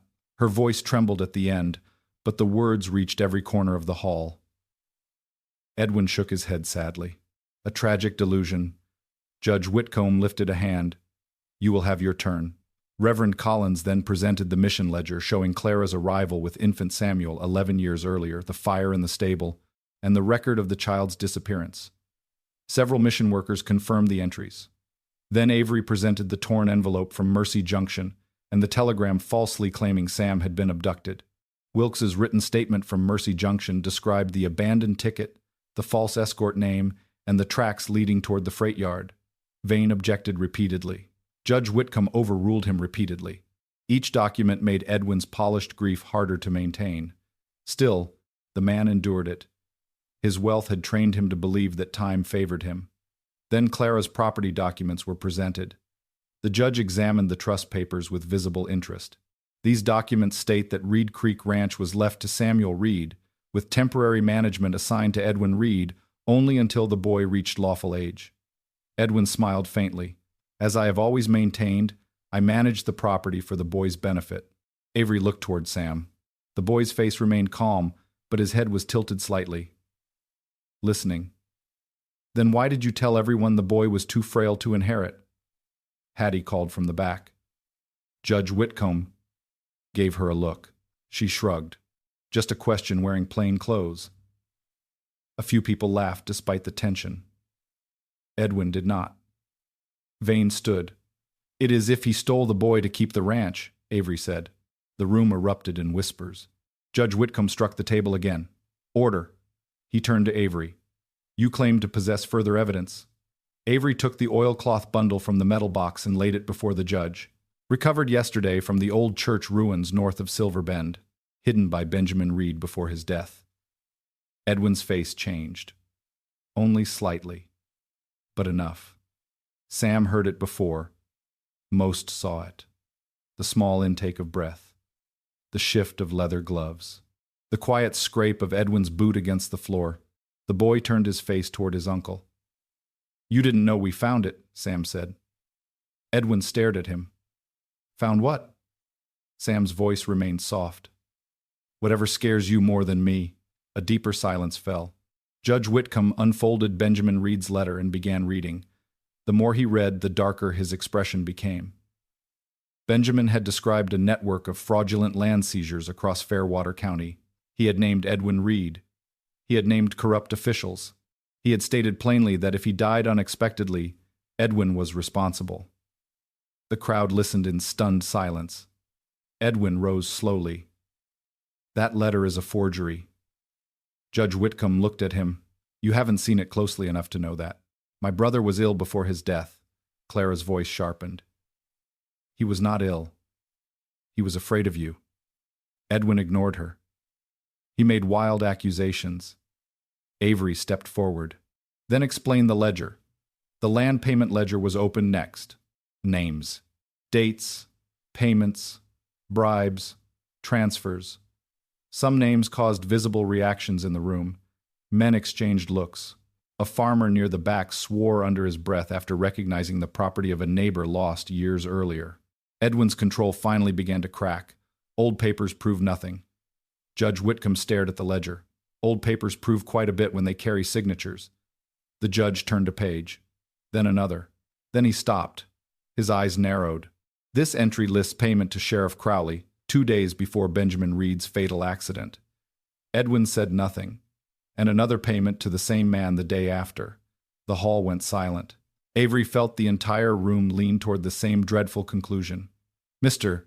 Reed," the judge said, "did you pay Sheriff Crowley to conceal the circumstances of your brother's death?" Edwin's face hardened. "No." Sam suddenly spoke. "He's lying." Vane surged to his feet. "Objection." Judge Whitcomb looked toward the boy. "Samuel, why do you say that?" Sam swallowed, nervous but determined. His voice changed. Vane scoffed. "This is absurd." Sam turned his blind eyes toward the sound. When people lie, some pause too long. Some speak too fast. Some breathe through their nose like they're angry at the truth for existing. Uncle Edwin does that. The hall was utterly still. Edwin's eyes burned with fury. "You insolent little—" He stopped himself too late. The mask had slipped. Clara pulled Sam closer. Avery stepped between them. Judge Whitcomb's expression grew colder.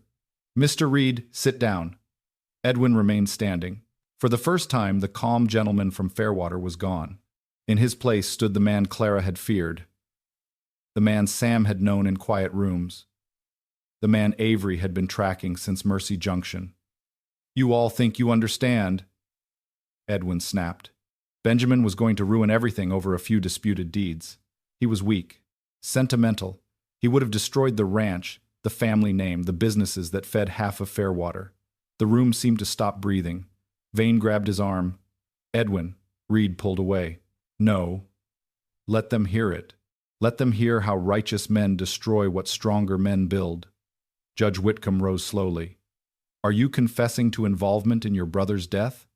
Edwin's mouth closed. The realization of what he had said arrived too late.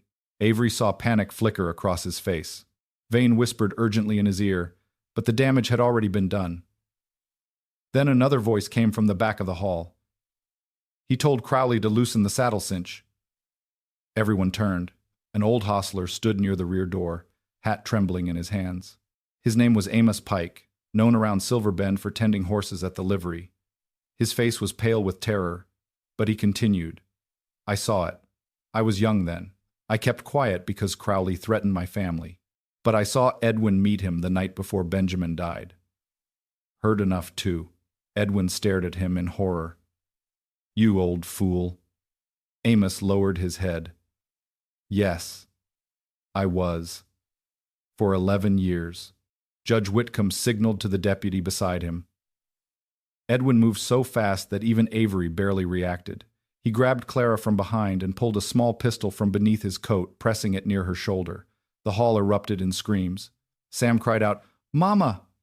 Avery drew his revolver but froze, unable to risk a shot. Edwin backed toward the side door, dragging Clara with him. His face had become wild. "No one moves." Judge Whitcomb raised both hands. Vane stood motionless, horrified by the collapse of the man he had represented. Edwin's eyes moved over the crowd. "Samuel comes with me." Sam stood trembling. "No, you belong to me."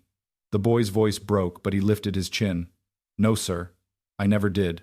Edwin's arm tightened around Clara. "Then your mother pays for your ingratitude." Avery shifted slightly, searching for an angle that did not exist. Then Sam tilted his head. In the chaos, perhaps only he heard it. The side door behind Edwin, not fully latched, shifting in the wind. The hinge creaked. The floorboard near Edwin's left boot groaned beneath weight. Sam knew exactly where his uncle stood. He knew the distance by sound. Before anyone could stop him, the blind boy swung his cane low across the floor with all the strength he had. The cane struck Edwin's ankle. Not hard enough to injure, but enough to surprise. Edwin stumbled. Clara twisted free. Avery fired one shot into the wall beside Edwin's head as a warning, while Hattie Boone, who had moved silently along the side aisle, brought the butt of her shotgun down across Edwin's wrist. The pistol clattered to the floor. Deputies rushed forward. Edwin fought like a cornered animal, but within seconds he was pinned against the boards, wrists bound, dignity gone. Clara collapsed into a chair, shaking. Sam found her by sound and threw his arms around her. She held him, sobbing into his hair. The railroad hall thundered with voices, but Avery heard only the boy whispering over and over, "I found you! I found you!" Judge Whitcomb ordered Edwin Reed held on charges of kidnapping, fraud, attempted murder, and suspicion of involvement in Benjamin Reed's death. Pale and shaken, offered no objection.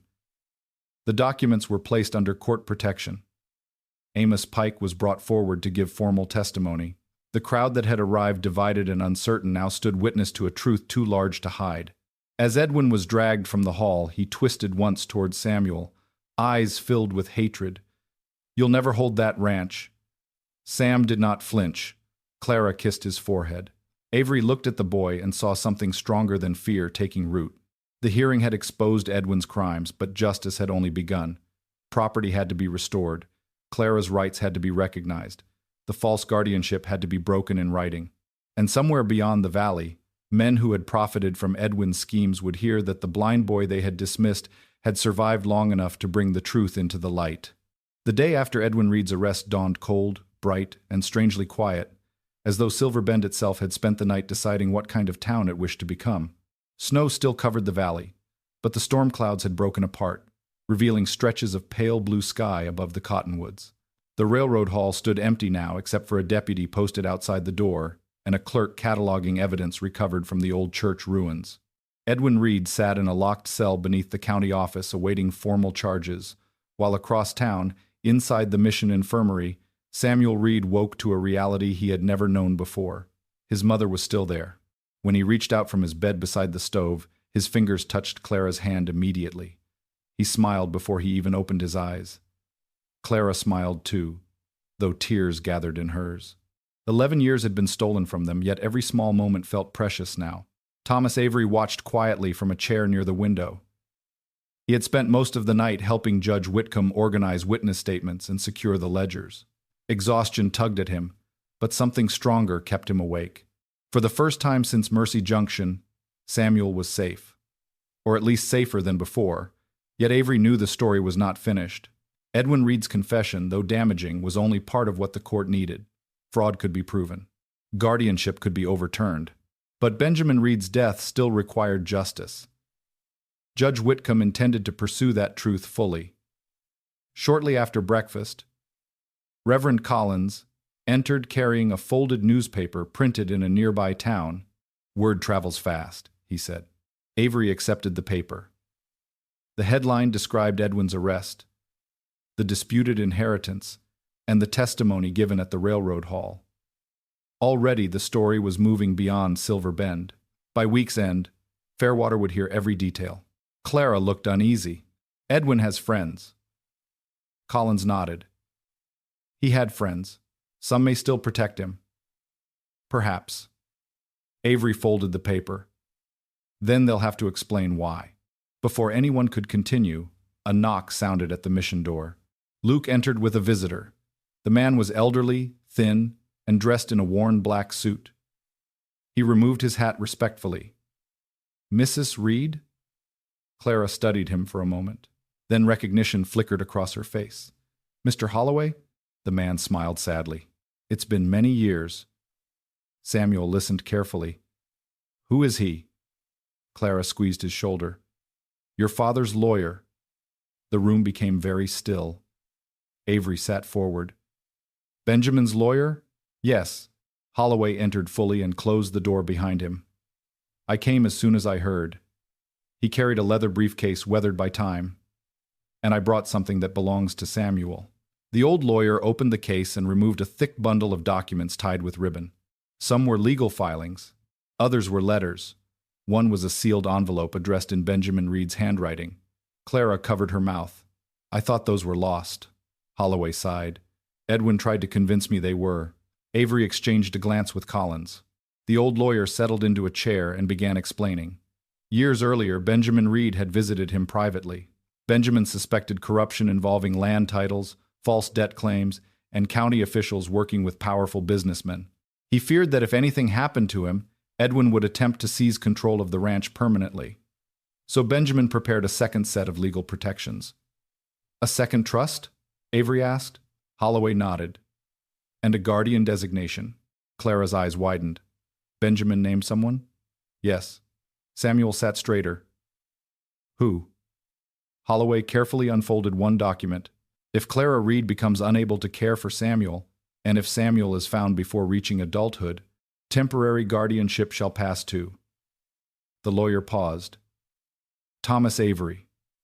Silence filled the room. Avery stared at him. What? Holloway adjusted his spectacles. Benjamin trusted you. Clara smiled faintly through tears. I told him about the conductor who helped us at Abilene. Avery could barely find words. I met him once. Apparently once was enough. Samuel turned toward Avery. My father chose you? Avery looked away briefly, overwhelmed by something he had not felt in years. Responsibility mixed with gratitude, grief mixed with purpose. Looks like he did. Sam smiled. Good choice. Even Hattie Boone, who had just entered carrying supplies, laughed softly. Yet the discovery carried practical importance as well. Edwin's legal claim over Samuel weakened further. The trust explicitly recognized Clara's rights and named a lawful alternative guardian long before Edwin's paperwork appeared. Judge Whitcomb would find that difficult to ignore. Holloway then revealed one final document, a sworn statement written by Benjamin shortly before his death. Unlike the hidden letter recovered from the bell tower, this statement detailed specific transactions, witnesses, and meetings. More importantly, it named another participant in the conspiracy, not Edwin. Someone higher. Nathan Crowley wasn't the architect, Holloway explained. He was the shield. Avery frowned. Who stood behind him? Holloway slid the paper across the table. One name appeared repeatedly. Charles Braddock. Reverend Collins inhaled sharply. Even Hattie looked surprised. Charles Braddock was one of the wealthiest railroad investors in the territory. His influence stretched across counties. If Benjamin's records were accurate, Edwin Reed had never acted alone. Samuel heard the silence. Who is it? Avery answered carefully. A powerful man. Sam nodded. Then that's why Uncle Edwin was so scared. Holloway leaned forward. Exactly. Edwin was protecting himself, but he was also protecting Braddock. Clara's expression darkened. Will Braddock come after Samuel? No one answered immediately. That answer alone was answer enough. Later that afternoon, Judge Whitcomb reviewed the new documents personally. By sunset, he issued an official ruling suspending Edwin Reed's guardianship, pending criminal proceedings. Temporary custody was restored to Clara Reed, with Thomas Avery recognized as lawful trustee and protector under Benjamin's original filing. When the judge read the decision aloud inside the mission hall, Samuel squeezed Avery's hand so tightly it almost hurt. That means nobody can take me away now? He asked. Judge Whitcomb smiled faintly. Not legally. For the first time in years, laughter filled the mission dining room that evening. Children celebrated. Workers relaxed. Even Clara seemed lighter. Yet Avery noticed one thing. Samuel remained thoughtful. Later, after dinner, the boy sat beside the mission porch, listening to the wind move through the trees. Avery joined him. You should be happy. Sam smiled. I am. But, the boy tilted his head, my father knew he might die. Avery sat quietly. Yes. And he still hid the truth, so people could find it later. He did. Sam nodded slowly. That sounds lonely. The conductor looked toward the dark horizon. Sometimes doing the right thing is lonely. Was it lonely for you? Avery hesitated. The railroad had been his life for decades. Stations, timetables, departures, arrivals. He had always convinced himself that movement was enough, that routes were unnecessary. Then a blind boy with a photograph had appeared on a bench at Mercy Junction. Sometimes, he admitted. Sam smiled. Not anymore. Avery felt something tighten in his throat. Before he could answer, hoofbeats echoed from the road leading into town. Fast. Urgent. A rider emerged through the darkness and galloped toward the mission. Everyone heard it. Doors opened. Lanterns appeared. The rider dismounted and stumbled onto the porch carrying a telegram. For Judge Whitcomb, he said breathlessly. Minutes later, the judge arrived and broke the seal beneath the lantern light. As he read, his expression darkened. Avery immediately knew something was wrong. "What is it?" The judge folded the telegram slowly. "Charles Braddock left Fairwater this afternoon." Clara looked toward Samuel instinctively. "Where is he going?" Whitcomb's answer settled heavily over the gathering. Silver Bend. The mission porch fell silent. Edwin Reed had been arrested. The inheritance was being restored. The truth had finally begun emerging. But now the man who stood behind the conspiracy was coming himself. And unlike Edwin, Charles Braddock possessed wealth, influence, and enough power to threaten entire towns. Samuel reached into his coat and touched the photograph he still carried everywhere. Then he looked toward the darkness beyond the mission grounds. Somewhere out there, another battle was approaching. One even Benjamin Reed may never have imagined. And this time the enemy would not send lawyers first. Charles Braddock arrived in Silver Bend just before noon, and unlike Edwin Reed, he did not come hiding behind concern or false kindness. He arrived the way powerful men often did in the Old West, with polished confidence, expensive wagons, hired protection, and the assumption that every door would open before he reached it. His private rail car had been attached to the morning train, a dark green carriage trimmed with brass and bearing his initials in gold. By the time he stepped onto the platform, half the town already knew his name. Charles Braddock was not merely wealthy. He owned railroad shares, freight contracts, cattle routes, banks, and influence stretching across 3 counties. Men borrowed from him. Judges listened to him. Politicians shook his hand. And now he had come personally to Silver Bend because a blind boy and a dead rancher's documents threatened something he could not afford to lose. Thomas Avery watched from the opposite side of the platform. Beside him stood Judge Whitcomb, Reverend Collins, Hattie Boone, and several townspeople who had chosen not to look away. Samuel Reed stood slightly behind them with Clara, listening carefully to every sound. He could hear the difference immediately. Edwin Reed always sounded nervous beneath his confidence. Braddock sounded calm. That frightened him more. The wealthy man removed his gloves, glanced briefly around the station, and smiled as though arriving for a business meeting rather than the collapse of a conspiracy. "Judge Whitcomb," he called. "I've heard Silver Bend has become unusually exciting." The judge did not smile. "Mr. Braddock, I came as soon as I learned my business associate had been arrested. Edwin Reed is more than an associate according to these records." Braddock's expression remained unchanged. "Records can say many things." Avery stepped forward. "Benjamin Reed's records say quite a lot." Braddock's eyes shifted toward him. "And you must be the conductor." The way he said it made the title sound almost amusing. Thomas Avery, a railroad employee, interfering in matters beyond his station. Avery shrugged slightly. "Funny. I was told conductors help people reach their destination." Braddock studied him for a long moment. Then his gaze moved toward Samuel. Unlike Edwin, he did not pretend affection. He examined the boy the way a banker might inspect a disputed deed. "So this is Samuel Reed." Clara instinctively placed a protective arm around her son. Braddock noticed. "Mrs. Reed, alive after all these years." "Disappointed?" Clara asked. A few townspeople exchanged glances. Braddock smiled faintly. "Not at all. Surprised, perhaps." Judge Whitcomb ended the conversation before it could become a performance. "There will be a formal hearing this afternoon." Braddock nodded. "I expected as much." Then he added something that made Avery's stomach tighten. "I hope the evidence survives long enough to be presented." The threat was gentle, almost polite, which made it more dangerous than shouting ever could.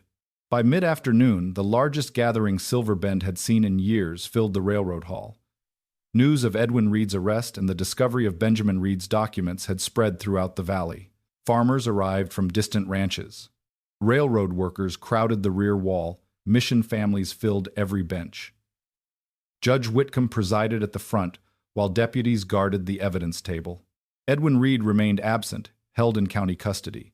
But Charles Braddock sat confidently beside Silas Vane as though attending an ordinary business negotiation. Samuel sat beside Clara and Avery near the front. His photograph remained tucked safely inside his coat. It had become more than a picture now. It was proof that truth could survive longer than lies. The hearing began with the review of Benjamin Reed's sworn statement. Judge Whitcomb read portions aloud, while the crowd listened in silence. The statement detailed fraudulent land seizures, false debt claims, bribes paid to officials, and illegal transfers benefiting several wealthy investors. Again and again, one name appeared beside Edwin Reed's, Charles Braddock. Yet Braddock remained perfectly calm. When asked to respond, he stood and adjusted his cuffs. Business records often appear suspicious when viewed without context. Murmurs spread through the room. "You paid Sheriff Crowley," Whitcomb said, "for railroad security contracts. You received land obtained through fraudulent foreclosures, lawful transactions. Benjamin Reed believed otherwise." Braddock smiled slightly. "Benjamin Reed is dead." The room grew colder. Samuel heard it immediately. Not the words. The reaction. The sudden silence. The shift in breathing. The anger. He tilted his head. Something about Braddock's voice bothered him. Not because of what the man said, because of how carefully he said it, like someone stepping around holes in the ground he already knew were there. Judge Whitcomb continued questioning him. Braddock answered every accusation with practiced precision. Every document seemed to slide away from him. Every witness connected him indirectly, but never completely. The man had spent decades building distance between himself and consequences. For the first time all afternoon, Avery worried. Edwin Reed could be broken. Braddock might not. Then Samuel tugged lightly on Avery's sleeve. "Something's wrong." Avery leaned closer. "What?" The boy lowered his voice. "He keeps touching something." Avery frowned. "What do you mean?" "Every time they mention my father." Sam listened carefully. Small metallic sound. Chain. Then he stops breathing for a second. Avery glanced toward Braddock. Around the man's neck hung a pocket watch chain disappearing into his vest. Every few minutes his hand moved toward it unconsciously. Avery stared. Then memory struck him. Benjamin's final letter. "The conductor who helped you once. Trust only the photograph, the mission bell, and the conductor." There had been something else, something he had overlooked because it seemed unimportant at the time. He suddenly turned toward Clara. Did Benjamin ever mention Braddock directly? Clara thought. Then her eyes widened. The watch. Avery stood immediately. Judge Whitcomb looked up. "Mr. Avery?" The watch. Braddock's expression changed for the first time all day. Barely. But enough. "What about it?" Avery stepped forward. Benjamin wrote about a meeting at Reed Creek Ranch. He mentioned a railroad investor carrying a custom silver watch engraved with initials. Braddock remained seated. Many men own watches. Clara suddenly rose despite her weakness. Not many with a bullet scar through the case. The room fell silent. Braddock's hand moved instinctively toward the chain. Too late. Everyone saw it. Avery remembered now. Clara had mentioned years ago that Benjamin returned home after an argument carrying a damaged watch he claimed belonged to the man threatening him. The watch had disappeared after Benjamin died. Judge Whitcomb leaned forward. "Mr. Braddock, do you possess such a watch? This is ridiculous. Answer the question." Braddock stood slowly. "No." Samuel immediately spoke. "He's lying." This time no one laughed. No one objected. They had all heard the boy be right too many times before. Judge Whitcomb signaled a deputy. "Inspect the watch." Braddock's face hardened. "You have no authority, I do." The deputy stepped forward. For the first time since arriving in Silver Bend, Charles Braddock looked uncertain. Not frightened. Not yet. But uncertain. That alone was revealing. Reluctantly, he removed the watch and handed it over. The deputy opened the silver case. A murmur swept through the hall. There, hidden inside the back cover, was a small bullet crease, exactly where Clara described. More importantly, folded beneath the inner lining was a tiny slip of paper. Judge Whitcomb unfolded it carefully. His eyes widened. Then he read aloud. It was a payment record. Signed. Dated. The amount matched one of Benjamin Reed's ledger entries. And at the bottom appeared a note written by Sheriff Crowley himself. Payment received after Reed matter concluded.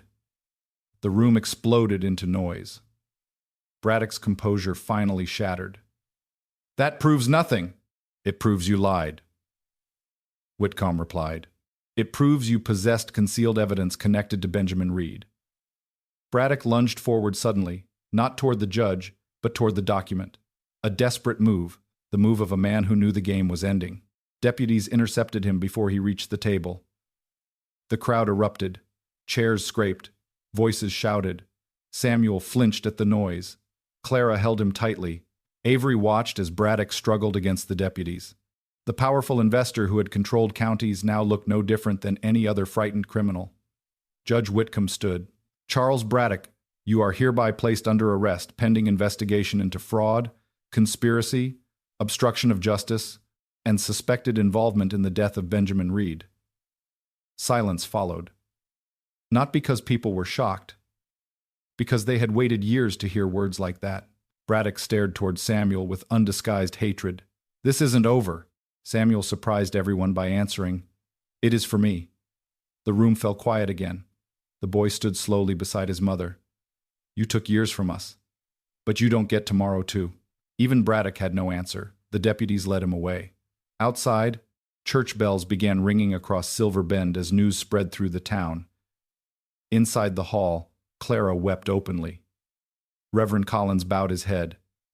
Hattie Boone wiped her eyes and pretended dust had caused it. Judge Whitcomb looked toward Avery. "Your friend Benjamin Reed was right." Avery stared toward the doorway through which Braddock had disappeared. "He deserved to see this. Perhaps he does." As the bells continued ringing across the snowy valley, Samuel slipped his hand into Clara's and listened. For years he had imagined finding his mother. He had imagined proving she loved him. He had imagined escaping Edwin Reed. He had never imagined helping bring down the men who destroyed his family. Yet somehow the path had led here. Justice was finally standing where fear once stood. And for the first time since the night he was abandoned on a station bench, the future sounded different. It sounded possible. Spring did not arrive all at once in Silver Bend. It came slowly, first as a softening of the snow along the mission fence, then as muddy wagon ruts in the road, then as the faint green of new grass pushing through the fields beyond the railroad tracks. For Samuel Reed, spring began the morning he woke and heard his mother humming, not crying in her sleep, not whispering his name like a prayer she feared might vanish. Humming. The tune was old and simple, the same lullaby she had sung to him when he was a baby, the same melody that had survived in his memory long after her face disappeared from it. He lay still on his narrow bed inside the mission infirmary, listening until he was certain it was real. Clara Reed sat by the window wrapped in a shawl, sunlight on her hair, mending one of his shirts with careful stitches. She was still thin, still tired. Some days her memory wandered. Some mornings she woke with fear in her eyes before remembering Samuel was beside her. But she was stronger now.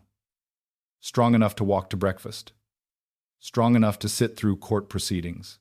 Strong enough to hold her son's hand every evening and remind him again and again that he had never been unwanted.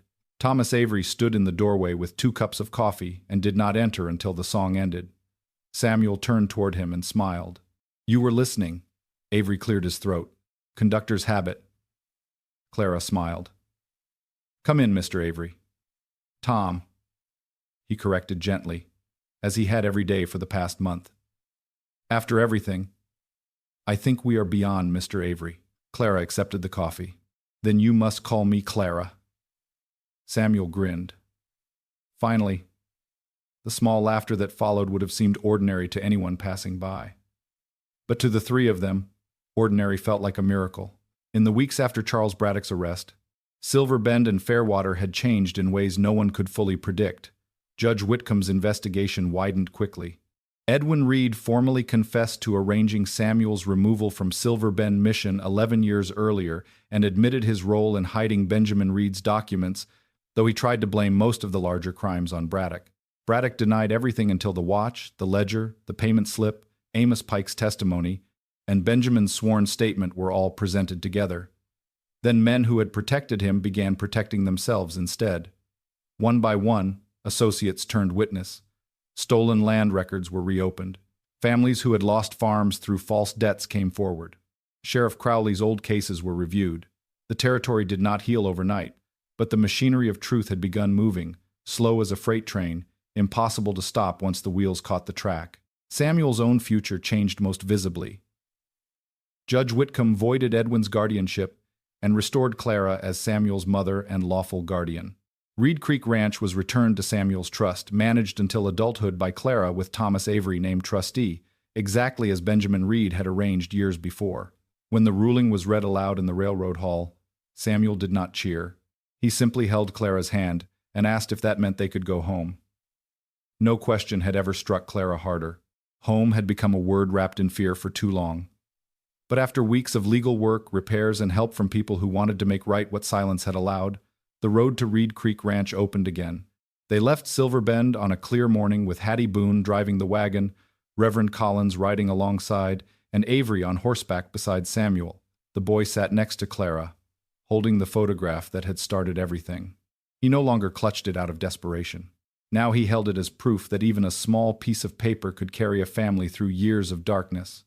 As the wagon rolled east, Sam listened to the world, the creak of wheels, the ring of harness chains, Hattie's occasional muttering at the horses, Avery's saddle leather, Clara's quiet breathing beside him. Each sound helped build a map inside him. At last, near sunset, Hattie slowed the team. "There it is," she said. Samuel sat straighter. "The ranch?" Clara's voice trembled. "Yes. Tell me what it looks like." For a moment she could not speak. Avery answered first. "Big house with a long porch, cottonwoods along the creek, barn to the left, windmill turning slow, hills beyond it." Clara added softly, "Your father planted 2 apple trees near the front gate." Sam smiled. "Are they still there?" Hattie squinted. "Bare as broom handles, but standing." The boy's smile widened. "Then it's still home." They passed through the gate, where the old Reed Creek Ranch sign hung weathered but intact. Men who had worked under Edwin had mostly fled or been dismissed. A few honest hands remained, joined by neighbors who came to help repair fences and clean the house before Clara and Samuel arrived. The porch had been swept. Fresh straw filled the barn. A fire burned in the kitchen stove. On the parlor table, someone had placed wildflowers in a tin pitcher. Clara stopped just inside the doorway, overcome. Samuel reached for the wall, tracing the wood with his fingertips. "Did I live here?" "For a little while," Clara whispered. "When you were very small." He moved carefully through the room, touching chair backs, door frames, the edge of the hearth.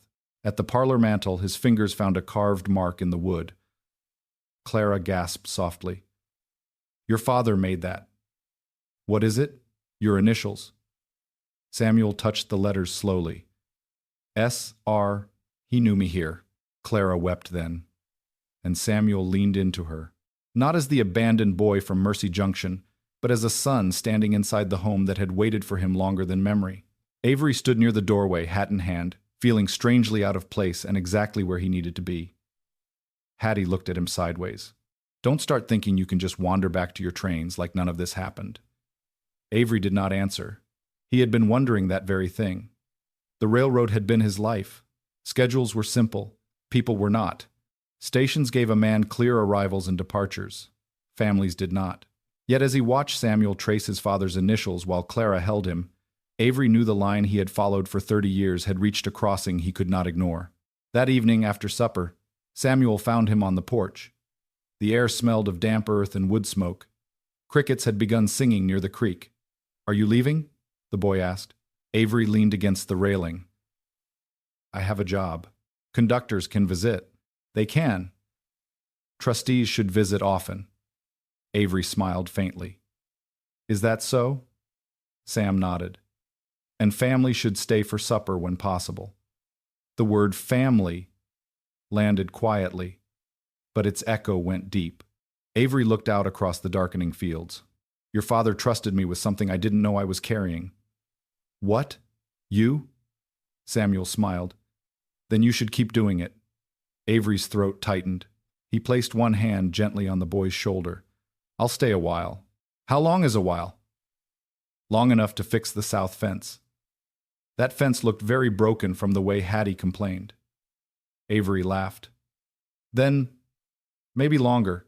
In the months that followed, Reed Creek Ranch slowly returned to life. Clara regained strength in the sunlight of her own porch. Samuel learned the ranch by sound and touch. The distance from house to barn counted in cane taps, the different voices of horses, the wind changing direction across pasture grass, the creek's spring rise, the hollow echo near the apple trees. Avery split his time between railroad duties and the ranch, though each week he found it harder to leave and easier to return. Eventually, the railroad granted him a smaller route based out of Silver Bend, and no one was surprised when his off days were spent repairing fences, reading documents, or teaching Samuel the geography of the rail lines by tracing maps carved into wooden boards. Hattie visited whenever her mail route passed nearby, usually bringing news, biscuits, and blunt opinions no one requested but everyone needed. Reverend Collins came on Sundays. Judge Whitcomb visited once with final papers confirming Samuel's inheritance beyond dispute. Charles Braddock and Edwin Reed were both sent east to face further trial, and though justice remained imperfect as all human justice is, they never again had power over Samuel's life. 1 year after the hearing, Silver Bend held a public ceremony at the railroad station. Not the hall where Edwin had been exposed, but the platform where so many journeys had begun and ended. The ceremony honored Benjamin Reed, Clara's courage, and the reopening of stolen land cases throughout the county. For Samuel, the most important part came afterward. A new sign was placed near the platform bench where Avery first told the story of Mercy Junction to those who had not heard it. It read, "Let no traveler be forgotten." Sam stood beside it with Clara on one side and Avery on the other. The station bell rang once, then again, clear and bright across the tracks. Samuel listened with his head lifted. "Bells sound different when you're not afraid," he said. Clara kissed his hair. "Yes, they do." Avery looked down at the boy. "What do they sound like now?" Sam thought for a moment. Around him were voices, wheels, horses, wind, distant steam, and his mother's breathing steady beside him. The world was still dark to his eyes, but it was no longer empty. "Home," he said. Years later, people would tell the story of the blind boy left at Mercy Junction and the conductor who saw his mother's photograph. Some would speak of the hidden papers beneath the old mission bell. Some would speak of the courtroom where a child heard lies more clearly than grown men saw them. Others would remember how Clara Reed held her son after 11 stolen years and would lower their voices when they reached that part. But Samuel remembered smaller things.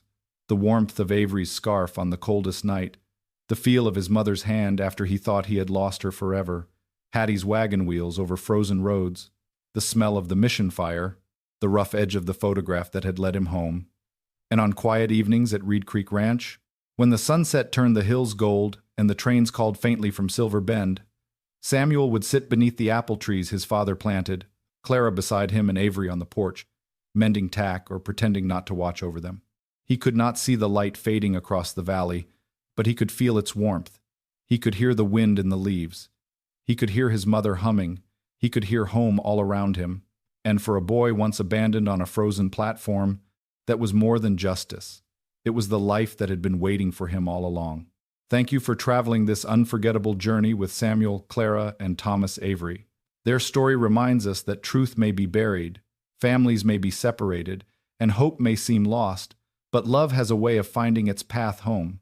If this story touched your heart, please take a moment to like this video and subscribe to the channel. Every new story we share is another journey through courage, sacrifice, justice, and the enduring strength of human kindness. And before you go, tell us in the comments. What moment moved you the most? The reunion between Samuel and Clara, the discovery beneath the old church bell, or the moment the truth finally brought down the men who stole 11 years from a family? We read every comment, and your thoughts help keep these stories alive. Until next time, may your road be safe, your heart be strong, and may you never stop believing that even the longest journey can lead home.